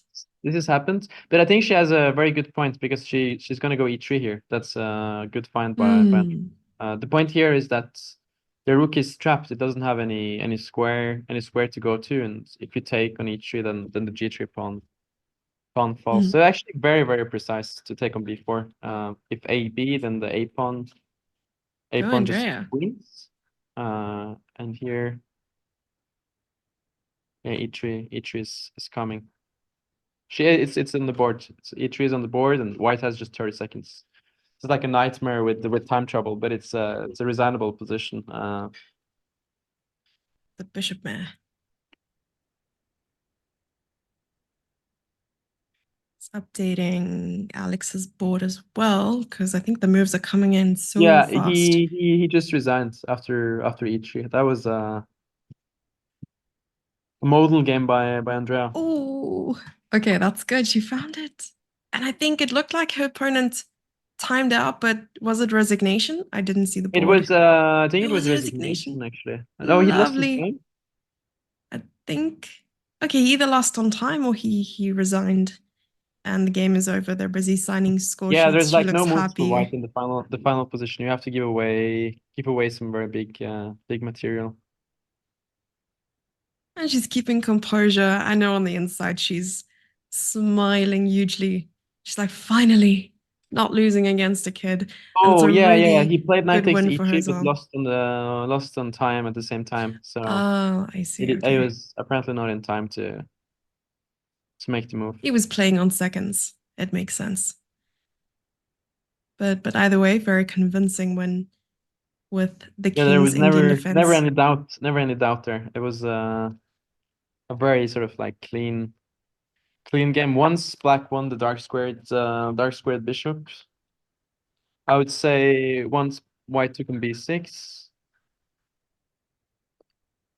Mhm. black And had chat's some sort of calling like her the Kid positional Slayer. dominance. Sorry?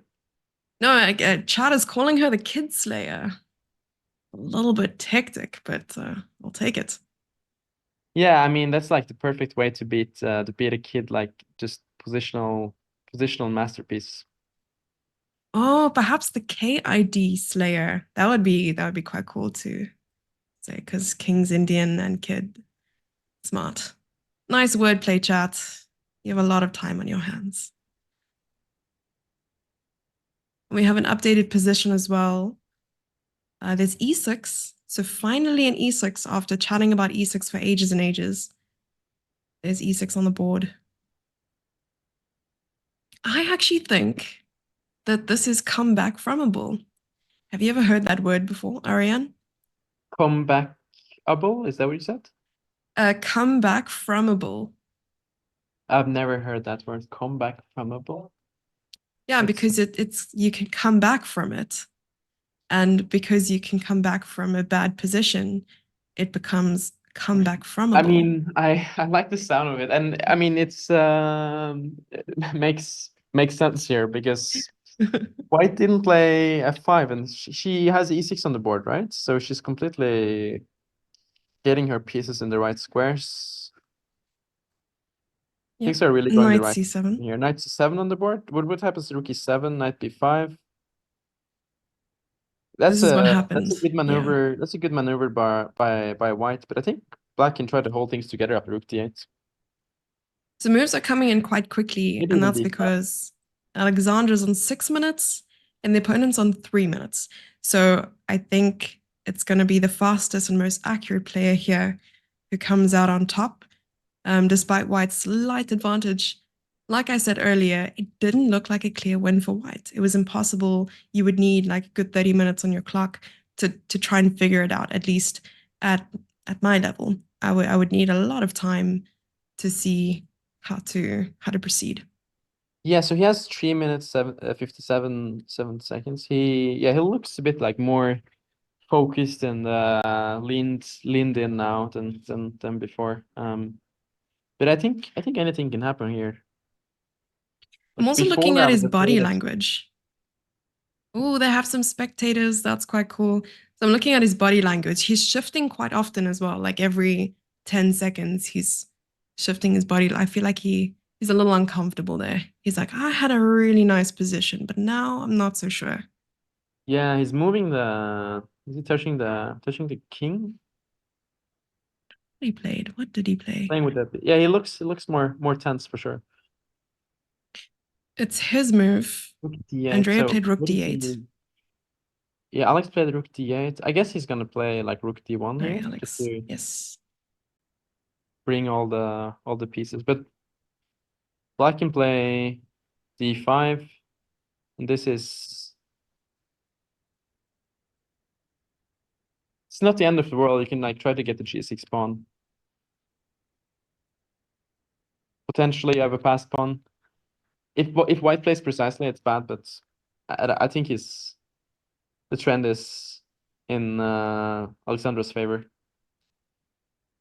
The accuracy trend. Yeah, Do you drink a lot of coffee when you play? I do. I love coffee. I drink 3-4 cups a day. Oh, wow. Yeah, I'm more a coffee guy than a tea guy. Mhm. What about you? Coffee all the way. But usually, if I'm trying to just look after my voice, then tea, because we Black have coffee a. or I like milk in my coffee. I'm not one of the people who are dead on the inside. I mean, I am dead on the inside, but not one of those. Mhm. And then obviously, when it comes to tea, in South Africa, we have rooibos tea. Rooibos tea is just the best tea ever. So Wait, what that's kind the of way tea to did you go. say? A rooibos. So it's Right. Roobos, which translates from Afrikaans. No one ever translates it, but it's translated red bush tea. So Mhm. rooi, red, bush, bos. Yeah. Trying to see the Sounds, updated position. I think it's this. Are you saying white should play rook d1 here? I think that's what he's gonna play because it's a logical move, just Mhm. improving the rook's position. I don't know, like I'm hoping that he plays a move like f5 because that would be a blunder. F3 takes f5. Oh, I see. And then you get that the point. Okay, I see. Yeah, because you're sort of attacking the rook once you take on f5. Mhm. So he has a So minute and 45 seconds. he has made a move though. He didn't play rook d1, he played rook e3. Ooh, rookie three. No, sorry, he played rook e1. Oh, he doubled the rooks, right, to put He doubled the pressure. rook, which Mhm. is Maybe it's the which is time logical, but situation it now. does allow d5 here. It does allow d5, and after c takes d5, rook takes d5. Now you're attacking the bishop You're and attacking the inadvertently the bishop, and knight. if the bishop moves, the g6 pawn can be weak. So Uh-huh. And you don't really want to block in your bishop either with g4. yeah, g4. I think you can go knight e3 here and start attacking stuff. So d5 is a great opportunity for Alex. I hope she plays d5 because she's been like passive the whole game. Her pieces have been pretty passive. So if she gets in d5, she's suddenly feeling more active, and the pieces can start to rock. Mhm. She did make a move. I'm trying to see what move that was. I think it was king f6. So just trying to activate the king a little bit. So in that position that we saw before d5, if we can go back a couple moves. Over here, Oh, king f6. we have John in the chat. How are you doing? It's good to see him. Yeah, she played d5, Not d5, but king f6. king The king f6, f6, and then the move that the opponent played was bishop to f3. bishop But I think f3. we I are feel like white is maybe. panicking a bit. But I'm I trying guess to the see. idea is after king takes that he wants to take and go knight d4 to hit Mhm. both pawns. Ooh, I think she didn't take. She played something else. I'm trying to see what move it was though. I think it was knight b5. But knight b4. I mean, so knight b4. Knight b4 is a great move. I really like knight b4. It's very sneaky setting up the. I mean, this can Mm, really turn around now. I feel like this is like very tricky with low time. and then rook Opponent is here. very stressed. Look at the camera. Opponent is He's fidgeting a lot and busy like side eyeing the camera, trying to keep up. he Because did of play well course we're played rook going e2. to Rook e2 was played. rook e2. Yes. Mhm. Can you take on g6 now? I'm worried. What am I worried about? And I'm worried about a lot of things, but yeah. Isn't there something like, I don't know, f5? No, there shouldn't be. Yeah, I mean Like knight d. f5. I think you can get away with taking, but Yeah. So knight d4? knight d4. You're king f6. Yeah, I don't see the knockout for white, and that's a good thing. Uh,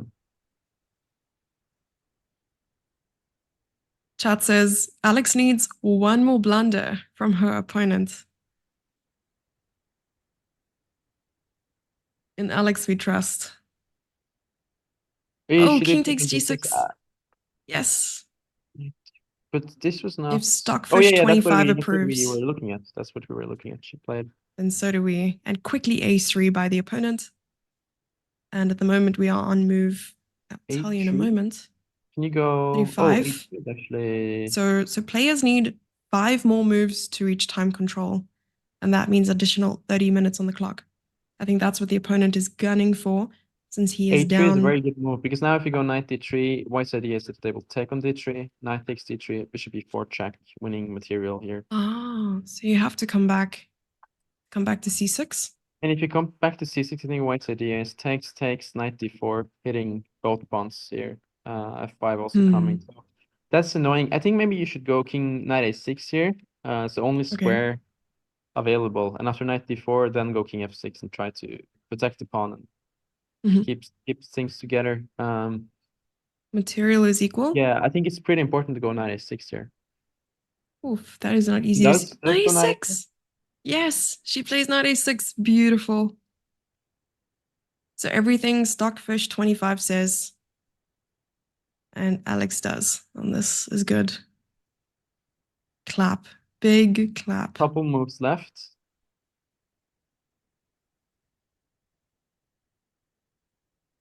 All the best moves. We have to commend her. It's her time to shine.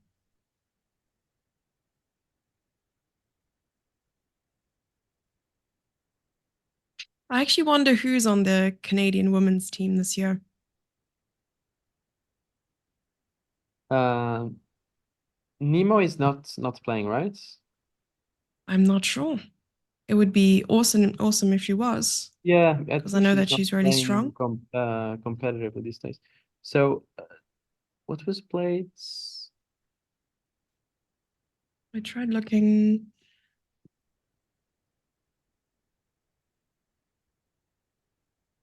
Yeah, knight d4 seemed to have been played. 94 was played before.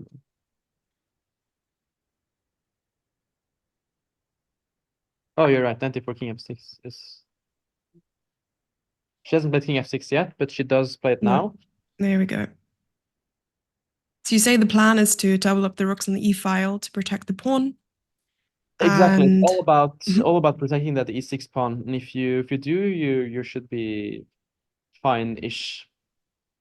ish for now. Yeah. Yeah, they are playing quite fast right now just because they're playing on minutes. And then I think in about 3 moves, they can slow down a little bit if they want to. The fiddling is making you nervous, as one person in chat. And The bishop in all moving? honesty, well, if I see my opponent starting to fidget with pieces when they haven't been doing it the whole game, I'm going to have a little smile on my face because it means that I have maybe slightly more composure than they do. And Can you every explain? time they Like, look King more G2 nervous. plays? King G2 is like a typical move you make when you're nervous. Uh-huh. Do you also swivel the pawns around? A bit, for sure. Feel like we all do it to some King degree. G2. King G2 and now maybe knights. Okay, knight C7 is not a. Maybe E5 is something to consider. Mhm. Trying to get active. I was looking at e5 as well, just because now pretty much all your heavy pieces are sitting on dark squares, including pawns, maybe minus these two. And that's going to render the light squared bishop maybe a little inactive. It's like a good bishop, but it's not doing much, so it's kind of bad. Yeah, it's all about. Oh, was Rook G8 blunder or? No, I don't think Rook G8 Thinking was she played. played Oh, Rook Rook G8, and G8. I was looking at knight takes E6 here. Takes, take.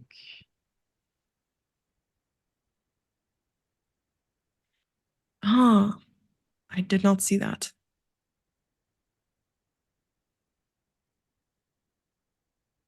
But now you can come back with the knight, maybe.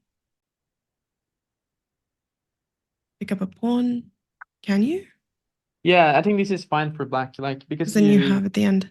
you sort of get a nice square for your knight in the end, and it can be Oh, drawable. you didn't play. You played knight c2. That was a nice line, though. I didn't see the. Yeah, I mean, There's a skewer. especially in time trouble, I guess you want to play it safe. Knight c2 is a bit weird though. The knight was very fantastic on d4. I don't know why you would move that to c2. It's a strange move. Maybe in anticipation for e5. Just want to be a Yeah, little it's prophylactic on that very front. passive. Like now, I guess Mm. let's rook g8. Sorry, go to attack g3. And e5, is that still on the table? E5 is still on the agenda. I mean, you could sort of consider something like this too, but I mean, I guess again, this is an annoying line here where Yeah. white picks up the rook in the end. These Polish 1700s are not to be messed with. Sounds a lot like the underrated South Africans that we have. You play any open tournament, you best believe there will be at least one kid or someone who just doesn't play a lot.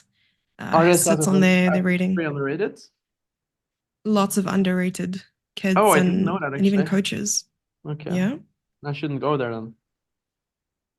It shouldn't discourage you. I'm not. It's a beautiful country. Just Yeah, you I come, go there then and you play can't chess. play chess. You can just Yeah. give some training and symbols and things. Mm. So I guess they play like more online and they don't play so much OTB FIDE events, and that's why they're underrated, or?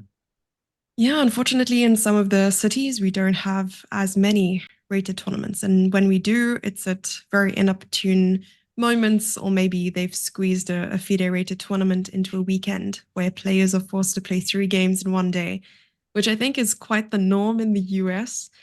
But if you're someone who likes to reserve or preserve their energy, rather, then you sort of want to space out your games. But we're having the 3 South games in a African day, champ. so that's pretty crazy. Yeah. Yeah, I think I've once done that in my childhood, but like usually 2 is crazy enough. Yeah, 2 is the limit. It has to I thought be. actually FIDE changed it at some point. I thought it was like not allowed with 3 games, but I think they changed it back. I don't know too much about the rules, but when an organizer Alex can do played it, E5. they do it. Oh, there's e5. That's good though. But then I was wondering, Arian, is there b4 at some stage? Can white play b4 or not? Yeah, B4 is a serious question for sure. So what I was thinking after B4 is black can take and be sneaky here with 96. Mhm. Setting up some devilish tricks. Mhm. Knight, That is really nice. like say a line like this would be the dream scenario. But Pick what up I the don't like is exchange. that white is gonna get more. I mean, they're getting more time after white's next move. I'm guessing. They get 30 minutes, Bishop right? to d5 was played. So bishop d5. Bishop to d5. I mean, that's okay. I guess you can go rook e8 here. And white just reached 40 moves. Did he get And I up? think and rook ge8. So both of them reach 40 moves. So he's not getting up, but he's definitely getting comfortable. He's like, it's okay. You know, my time's ticking down. I have 30 seconds, it looks like, but it's actually 30 minutes. And Yeah, now he's leaned back trying and trying to read his body language. one more move for Alex. Sorry? No, I think both of them have reached time control, I think, as far as I'm aware. Because now when his time lapses, it'll both switch to 30 minutes. So in like a couple seconds, you'll see. But I still think the trend is There we go. really in Alex's favor. I mean, I would say Mhm. like 10, 15 moves ago, it looked like black was getting mated, and now it's an endgame where black can totally fight on. Like black is much worse here because white has the bishop and a better structure. Potentially the e-pawn is weak, but black is sort of keeping things together. The rooks are protecting, and it's not easy for white to break through. I hope the a6 Oh my knight. gosh, I'm wondering. I'm so sorry to Wait. stop you, Arian. No, I'm like, there's a voice in my head. I don't know what is going on. Arian And then I was just like, full wait, this voice. walled me for like a No. whole paragraph. I'm What so happened? sorry. And then the Okay, voice so just it's became very louder funny. and Like louder. I got PTSD to my childhood growing up when my parents wouldn't acknowledge me. I don't know. He just kept going. I Wait, don't know I what. really didn't hear your voice though. Sorry, I didn't know it. Hello. Maybe I was I'm deaf. waiting. Hi. Sorry, Andrea. Wait, Great game no today. worries. Congrats. You played really well. Congratulations. Is Vila producing here or I who's think so. producing? I Okay, feel I really was It's bad now. Vila. I couldn't hear you. Sorry. No, it's fine. You know, I roll the kids and I come. Okay, there he is. Hi, Dad. Wait. Oh wow, Alex How's qualified for the the Olympiad team. Damn, really? Wow. Dad just sent it in the chat. Well, that's good news. That's At least impressive. I'll tell her that. Hi guys. Vila, what is this layout? Are you gonna okay, I guess it's fine. I was trying to wait for they just got the 30 minutes. Yeah. A So it Botez might is be on a the while. team. Tell Yes, we us, don't how know. is the PTSD, Andrea? Well, you know, at first I thought kids were my greatest fear. Also, Vila, can you please make me a little bigger? Like, you know, maybe put me in the corner and maybe crop out the walls, you know. I have a video, but I'm gonna wait for Vila to fix the layout 1 second. Um, After my game, so you Yeah, know, great we time. go, we take photos, and the usual meeting fans are usually really nice. Then there's this literally drunk man. It's 7 p.m. He smells straight up like tequila, and he comes in with a full blasting speaker playing Ed Sheeran so loud when the tournament doors open. And first I'm like, hey, I just finished my chess match, and he wouldn't stop. And and so he's blasting and serenading me while I can smell the tequila. And then I think like, okay, he'll stop after like 30 seconds, but the man just kept going.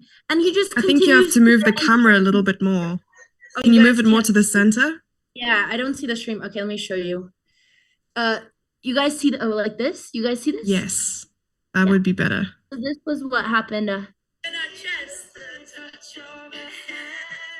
at first it was really funny, but then after like 2 minutes, it was not. But the funniest part is that he comes full blasting Ed Sheeran and the tournament door is just wide open. And it took him a second to process, but I have to say I respect it. I respect So it. It was fun. apparently, one of the things you have to do, according to chat, is in order to state your dominance, while he's singing and dancing, just stick your finger in his mouth and he'll No, stop. I think he'd like that. I don't think that is how women assert dominance in these days. Was he Polish? I have no idea. I'm assuming. Very fun. Okay. But It's, he made an impression. Did that give you the energy to play such a good game today? Yeah, honestly, today, I mean, I'm curious. I was definitely rushing. I wasn't feeling too good. I was feeling really sick. So I was just playing quickly, but it worked. Honestly, flagging kids feels great, and it's nice to not be the one getting flagged by kids. And I don't know if my chess was A tier, but whatever's happening is working. So I think it was I mean, S tier according to Stockfish25. all your moves made a lot of sense. Bishop d7, knight b6, rook e8. Yeah, I mean, yeah, this was it was F5 really too like premature. it was a really clean game. Was F5 too early? No, F5 was at the right moment, and we really liked knight b6 too. Yeah, Just that was like my prep. the knight That to was my d2. prep. Yeah. So otherwise, if you go f5 with a knight on f3, then there is knight g5. With a knight on d2, f5 is great. Yeah, that's exactly what yeah, no, I'm really happy because my opponent had no games. So all my opponents so far have played e4, but I had a feeling I was like, I should review all my King's Indian lines. So I reviewed every single line, which was a lot. And that was like a new idea that my coach showed me, the knight g6, because usually like you expect knight e2 first. And then it's simple, you just go with the plan. But yeah, that was all prep, but it took me a minute to remember, but I got pretty lucky. Well, I that's think really once good. you took on b6, you were very comfortable because your dark squared bishop is potentially a monster, and that's also what Yeah, you I was saw. expecting f5 a lot earlier. I think he took, I mean, queen h5 was a mistake. But he definitely, oh, I see you're showing the board. I'm curious, Yeah. instead of queen h5, if he would have pushed. I think my move was gonna be, let me pull up the stream so I can see a bit bigger. Yeah, f4 makes a lot of sense. Usually when you take on How f5 with are white, you? you want to go f4 in these positions. Okay, I can see now. Yeah, and then I think my move had to be, trying to remember what I was gonna play. Oh, okay, here was I supposed to push? Yeah, e4 is a good move here. Okay. Just opening up. Yeah, Opening okay, up. that was my plan. Yeah, I mean it's still roughly equal, but yeah, okay. He definitely kept overlooking this f4 move, and I realized like, okay, once he has a blind spot, it's too late to see. But okay, that makes sense. Yeah, and then later, I think I really like that he didn't rush with anything like rook e8, knight c5, a4. Oh yeah, I was trying so hard because I've learned my lesson so many times when I just throw a completely winning position by wanting to sack earlier. And there was a lot of ideas, and I was. It's always hard when I decide to play these more quiet moves because then I'm like, well, this is not exciting and anticlimactic because I'm just making these slow moves. But I mean, it worked really well, so I'm assuming that's how you win games. And that's why I should stop sacking pawns too early because it actually works when I wait. Yeah, it's so you've learned to be patient. Did you consider not going knight c5 here and just going for mate and just don't care about the a4 pawn? Yeah, my first plan. Okay, hold on. My screen is so small. I'm looking off this like. Okay, let me. Let me 1 second. Let me pull up the stream. Almost there. Okay. All right, now I can see. So my first plan was going queen d4, and then I realized once he takes the pawn, knight b3 is coming, and there's not enough counterplay.